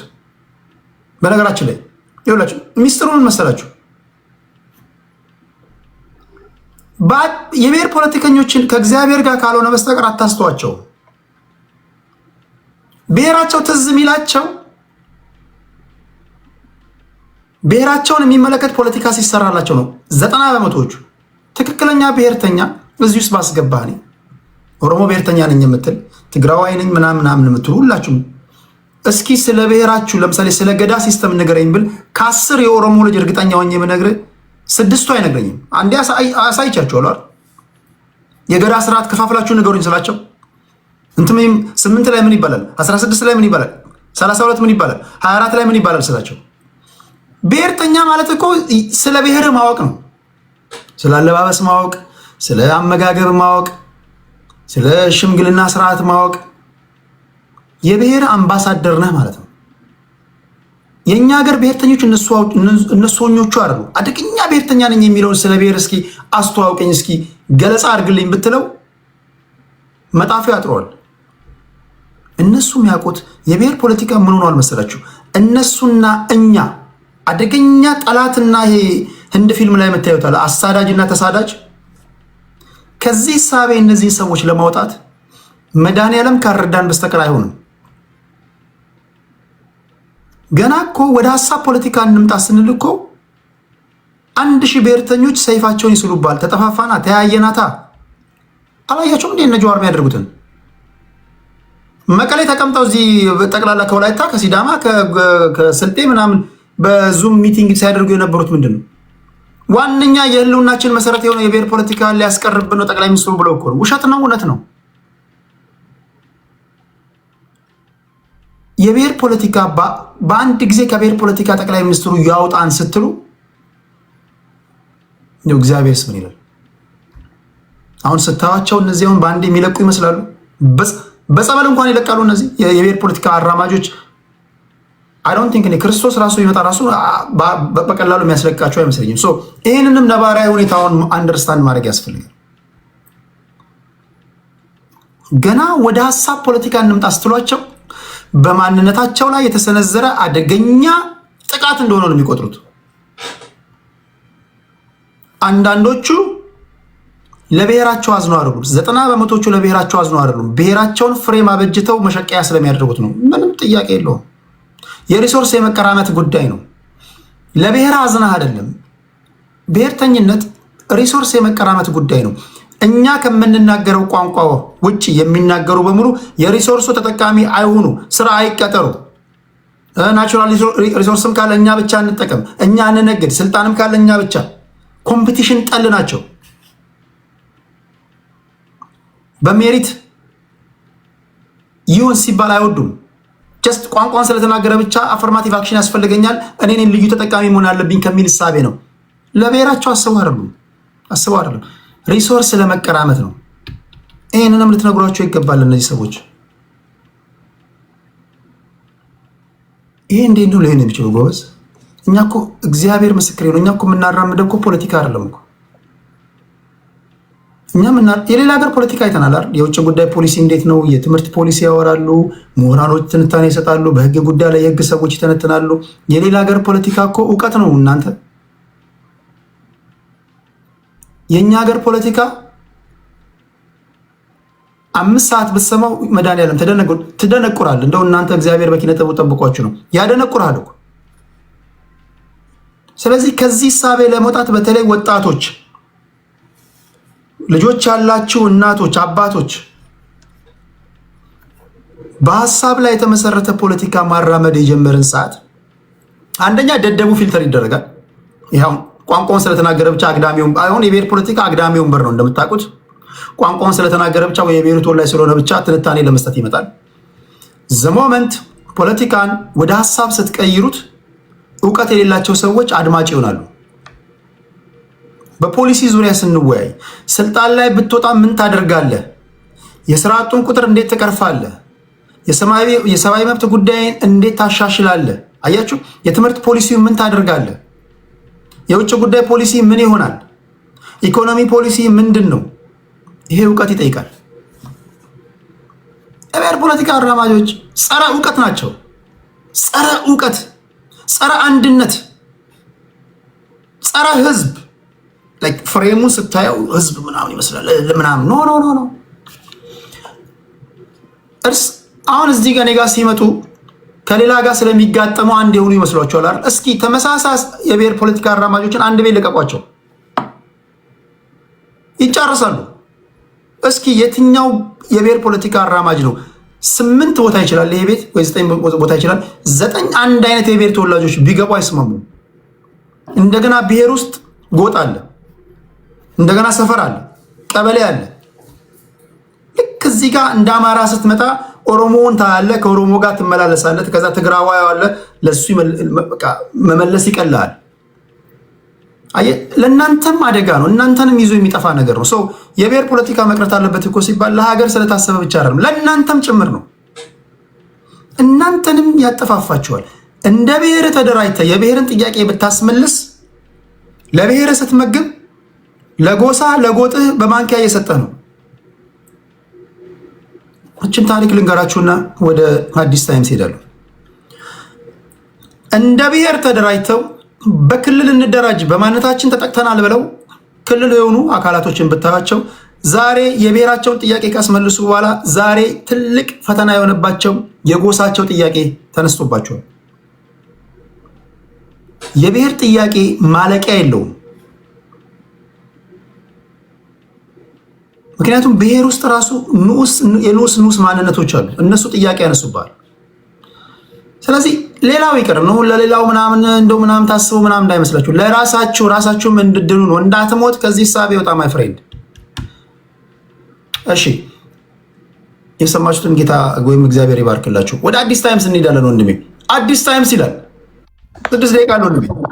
ቴንክ ዩ ቴዲ። የኔ 6 ደቂቃዬን ባይዘወይ ቅድም ማን ነው መስፍን ወንድሜ ሀሳብ የለውም እና ለዛ ነው ወደኋላ የቀረው ላልከኝ፣ አይ ስራ ላይ ሆኜ ነው እውነት ለመናገር መስፍኔ። ፖለቲካ በአማርኛ ስታወራ ፖለቲካ ብለህ ነው የምታወራው። በእንግሊዝኛ እንደምትጽፈው ትጽፈዋለህ አትጽፈው እጠራጠራለሁ። ሆነስሊ በደንብ አድርገህ የምትጽፈው አይመስለኝም ፖለቲካን። እንደዚያ በእንግሊዝኛ ስፔል የምታደርገው አይመስለኝም፣ ወይም ፕሮናንሴሽን ቶ እና አንተን ፈርቼ 4ተኛ ሰውኜ ስናገር አሰብኩትና በዚሁ ዘልዬ ልውጣ እያልኩ ነበር።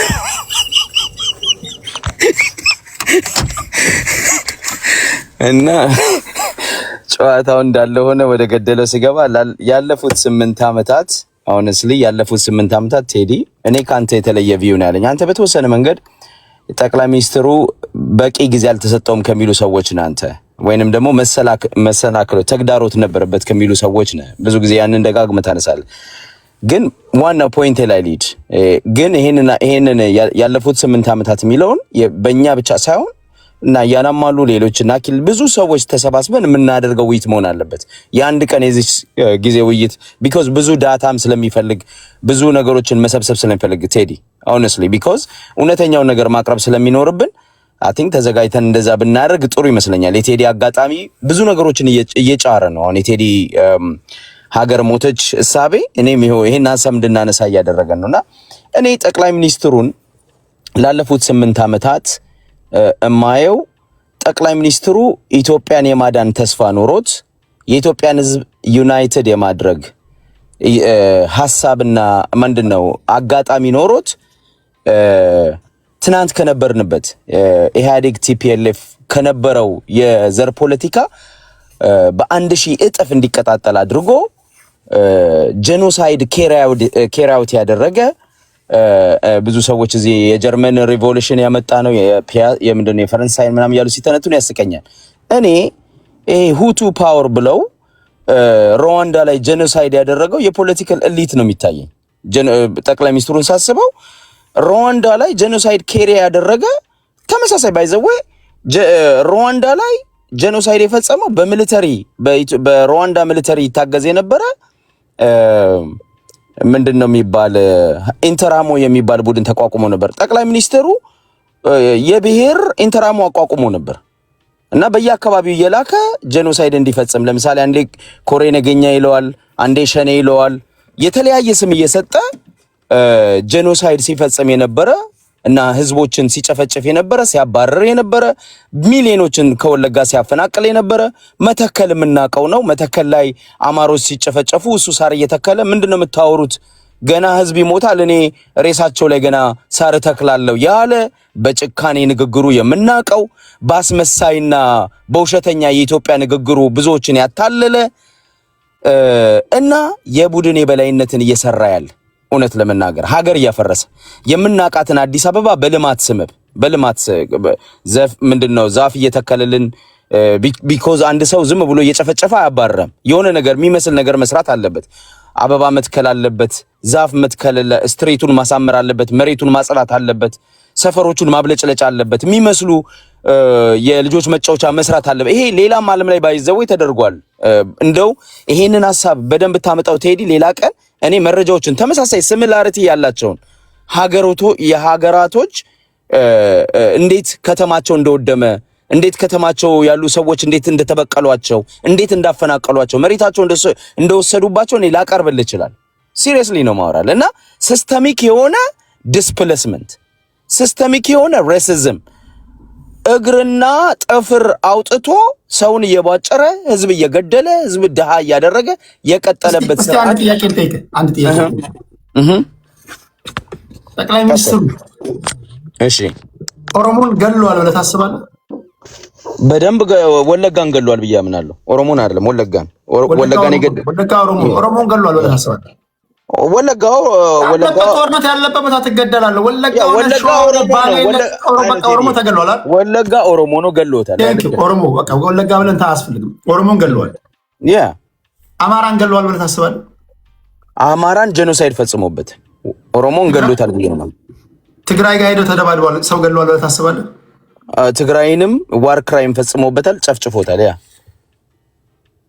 ኦኬ ኢትዮጵያ ውስጥ ያሉ እነዚህ ሶስቱ ብሔሮች ናቸው ዋና ዋናዎቹ ብለህ ታስባለህ? ኦፍ ኮርስ ነው አይደል? የሶስቱ ትራያንግል ተሰርቶ ነው የሚሰላው። ኦሮሞ፣ አማራ፣ ትግራይ ተብሎ ነው በፖለቲካ የምናወራው። በፖለቲካ ልክ ነው ዋና ዋናዎቹ አይደል? አዲስ እና አፈርሰውን ይህን ጠቅላይ ሚኒስትር ብሔርተኛ የሚያሰኘው ምንድን ነው? ሞትንና ግድያን፣ ድብደባን ለሶስቱም ብሔሮች እኩል ካከፋፈለ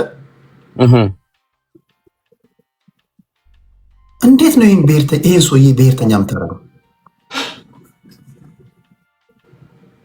ዘዌ ፎልስ ናሬቲቭ ነው ይሄ። አብይ አህመድ እልም ያለ ብሔርተኛ ነው። ወለጋን የሚጨፈጭፈው በስልጣኑ ስለመጣበት ነው እንጂ አማራን እንደሚጠላው ኦሮሞ ጋር ስትደርስ ቆይ ላስረዳ። እኔ ኦሮሞ ጋር ስትደርስ ኦሮሞን ገሏል ብለህ ላለመናገር ገፍተው ወለጋ ገሎታል ብዬ ተናገርኩኝ እኮ። ኦኬ አማራ ጋር ሄደህ ለምን ጎንደር፣ ጎጃምን፣ ሸዋን የገደለው ለማለት ስፔሲፊካሊ አማራማ ሁሉም ነው የሚገደለው። አማራማ ሁሉም ነው የተገደለው። ቴዲ ወለጋ እኮ አክቲቭ የሆነ ጦርነት ያለበት አካባቢ ስለሆነ ነው። ኦኬ በዛ በጦርነቱ ምክንያት ወለጋ አካባቢ ነው በብዛት ሰው እየሞተ ያለው። አንደርስታንድ ወለጋን ገለዋል ያልከው ሰውየውን ስፔሲፊካሊ መርጦ የሚገለው ይህንን ጎሳ ነው ለማለት ስለፈለክ ነው። እንደዛ ስለፈለኩ ሪያሊቲ ስለሆነ ነው። ቴዲ አዲስ ኦሮሞን ገሎ ወለጋ ሸዋ ባሌ የለም። ኦሮሞን ገሏል አይደል? ወለጋ ኦሮሞ ነው። አዎ ኦሮሞ ነው ወለጋ። አንተ አይደል ሸዋውን ባሌ አሁን አላውቅም። አሁን አንተም ጎጥ ውስጥ እየገባ ነው። ምልክቶች ይታዩበት ነው። እኔ ቱለማ ነኝ ቶ ከሚገለው አካል ነኝ ቶ የእውነቱን እየተናገርኩ ነው። አዳም ሄሮና እግዚአብሔር ምስክሬ ነው። እሺ እኔን አስረዳኝ፣ ችግር የለውም። አንተም ስልጣን ላይ ብትወጣ ባለፉት 8 ዓመታት እነዚህ ኦፒኒየን ሊደሮች ወይ ኤሊቶች የሚባሉ ያደረጉት ነገር መጀመሪያ በምክር ትመክራለህ። እኔ እንደውም ጠቅላይ ሚኒስትሩ እንደውም የዋህ ናቸው ብዬ አስባለሁ። እኔ በሆን ስልጣን ላይ ወጣሁት ጨርስ ነበር። ሩዝለስ ነኝ በሀገር ጉዳይ። ሀገር የትኛውም ዓለም መሪ በሀገር ግንባታ ላይ አግባብተህ የምትመልሰውን እያግባባ የምትገለውን ትገላለህ። እኔ በሆን ጠቅላይ ሚኒስትሩ ጨርሳችኋለሁ አይባልም።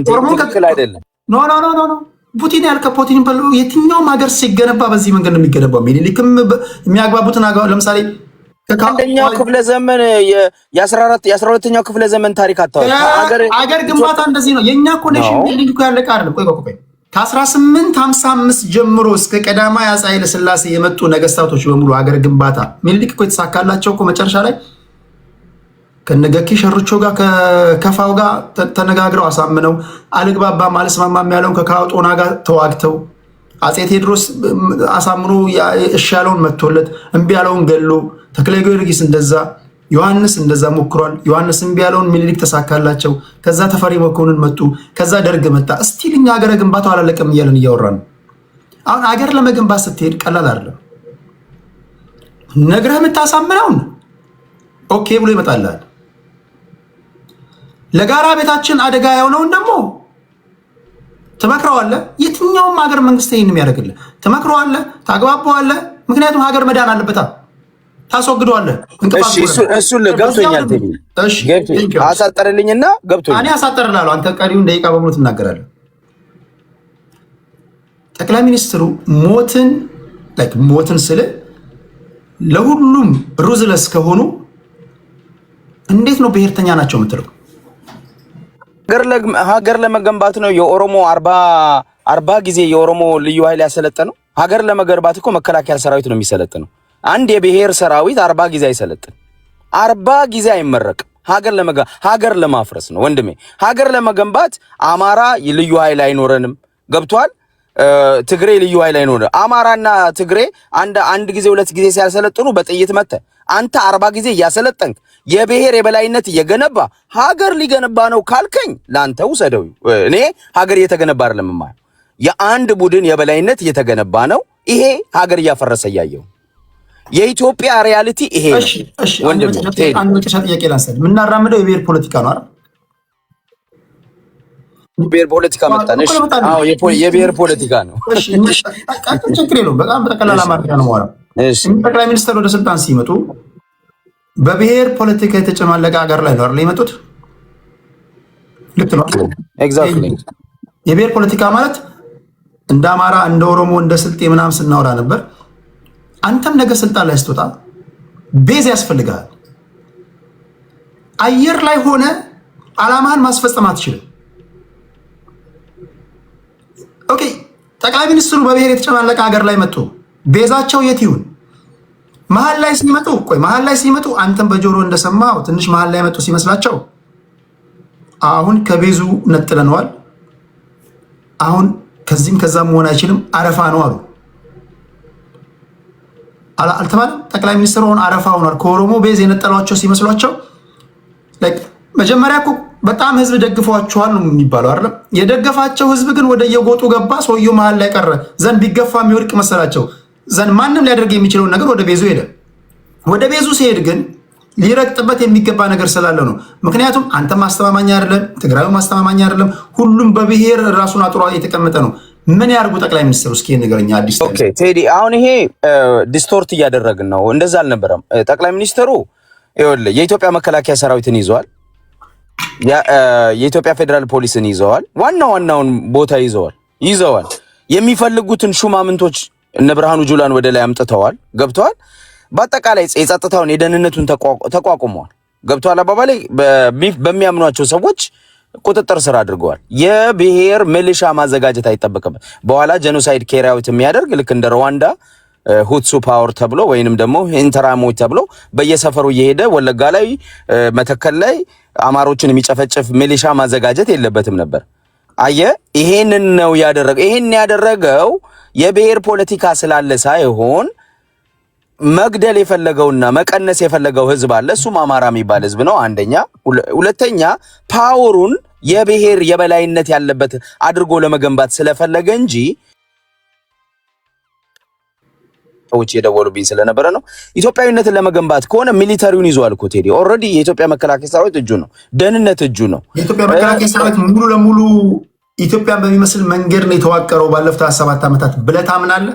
አልነበረም። ቲፒኤልኤፎች ከላይ ነበሩ። ግን ምንድነው ምን መሰለህ አብይ ጥሩ ስራ ሰርቷል። ምንድነው እነሱን ወዲያው እኮ ነው ያባረራችሁ ቴዲ። በመጣ በ4 ወሩ በ5 ወሩ ለምሳሌ ምክንያት ፈልገው ሰኔ 13 እሱ ትክክል አይደለም እኮ እነሱ ማባረር የተበላሸ ሀገር ላይ ስላለን ነው እንጂ እኮ ጠቅላይ ሚኒስትሩ ሲመጣ ሲሆን መሆን የነበረበት ኦፊስ ይገባል፣ የሚሊተሪ ስራ ይሰራል። እንደዛ ተደርጎ ተዋቅሮ ያለ ሲስተም ቢሆን ኖሮ እኮ አሁን ጥሩ ነገር አነሳ ቴዲ። እነ ትግሬዎችም እኮ የትግራይ ሰራዊት አባላቶች ወይንም የመከላከያ ሰዎች ለጊዜው አይሶሌት መደረጋቸው ነውር አልነበረም። ቢኮዝ ፓወር ሀገሪቱን ዳሚኔት አድርገው ስለያዙ ስለነበረ በጉልበት እንደገና ሪፎርሙን ይቀይራሉ ተብሎ ወይንም ደግሞ አብይን ይገለብጣሉ ተብሎ ስለሚታሰብ ህዝቡን እያልኩ አይደለም፣ ህዝብን ላይ መድረስ ሳይሆን ሚሊተሪ ውስጥ ያሉ ኪ የቲፒኤልኤፍ ሰዎችን ወይንም ደግሞ የፓርቲ አባል የሆኑ ሰዎችን አይሶሌት ማድረጉ እኮ ነውር አይደለም። ለጊዜው ገብቷል፣ ኢትዮጵያዊነትን እስኪገነባ ድረስ ማለት ነው። ያንን አይደለም ያደረገው። እነሱን ጠርጎ አስወጣና የሱ ሰዎች ደግሞ ትግሬዎቹን አስወጣና ትግረኛ የሚናገሩ ኦሮሞ የሚናገሩ አደረጋቸው። ተመሳሳይ በእጥፍ ስራ ሰራ ማለት ነው። ይሄ ነው የኢትዮጵያ ሀቅ። እንደዛ ባይሆን ግን ለምሳሌ የትግራዮቹን የቲፒኤልኤፍ ሰዎችን ያወጣና አማሮቹንም በትክክለኛው መንገድ፣ ሶማሌዎቹንም በትክክለኛው መንገድ፣ ኦሮሞዎቹንም በትክክለኛው መንገድ ሀገርን መገንባት መከላከያ ሰራዊት ላይ ተቋም መገንባት ገብቷል። ደህንነቱ ላይ ተቋም መገንባት የፌደራል ፖሊስ ላይ ተቋም መገንባት ቢችል ኖሮ የአንድ ቡድን የአብይ የበላይነት አይኖርም። ቲፒኤልኤፍ ኦልሬዲ ተመቶ ይሄዳል። ኢትዮጵያ ተቋም እየገነባች ትሄድ ነበር። አብይ ያንን አላደረገም። ኢንስቴድ ኦፍ ዳት ምን እያደረገ መጣ? መከላከያውን አንድ ብሔር ዶሚኔት እንዲያደርገው ከቲፒኤልኤፍ የተማረውን ነገር በእጥፍ ለዛው ማደረገው። ደህንነቱን እንደዛ አደረገ። የአዲስ አበባ መስተዳደርን ከነጸጥታው ቢሮ የጸጥታ ቢሮቹን ሳይቀር የመስተዳደሮቹን የሲቪል መስተዳደሮቹን ሳይቀር በብሔር ዶሚኔት ማድረግ ጀመረ። ይሄ የኢትዮጵያ ሀቅ ነው ቴዲ። ብንክደው እኔ በዋሻው ምን ይጠቅማል? ለኦሮሞ አይጠቅምም ወይ? እኔ ከኦሮሞ ተወልጃለሁ፣ ግማሽ ኦሮሞን ጠልቻለሁ። ማወራው አይጠቅምም። ዘረኝነት ለማንም አይጠቅምም። እርስ በርስ እንድንተላለቅ ያደርጋል እንጂ ገብቷል። ምንም አያመጣም ቴዲ። የሚያመጣው ምንድነው? እኩልነት ነው ቴዲ። ቆይ ላይቭ ስለሆንኩኝ ይቅርታ። ቴዲ ሐዋሳ በመድኃኒዓለም ቴዲ ሐዋሳ በሜሪት ቤዙ ቴዲ ሐዋሳ በችሎታው፣ ሀብታሙ በሻ በችሎታው፣ መስፍን ፈይሳ በችሎታው፣ የሸገር ጁንታ በችሎታው የሚወዳደርባትና የተሻለ ሰው በእውቀቱ የሚመዘንበት ኢትዮጵያ እንዲኖር ነው የምፈልገው እንጂ ዛሬ ትናንት ተረኛ የሸገር ጁንታ ነው። ዘመዶቹ በሙሉ ቢዝነሱን ኦፊሱን ሙሉት። ዛሬ ደግሞ ማናቸው መኪናው ምንድነው የሚነዳው? ምንድነው የሚባለው? አስታውሰኝ። አሁን የመጣ መኪና አለ። ድሮ ዴስኩ ወያኔ ነበር። ምነው አሁን የመጣው ገመችስ እነ ገመችስ አሉና ኦፊሱንም መኪናውንም በገመችስ ሰይሙት የሚባል ፖለቲካ ሄደን ጥፋት ነው ቴዲዬ። ይሄ መቆም ያለበት ነው ያለ። እኔ መቆም አለበት። በቃ ይሄን ነው የምለው።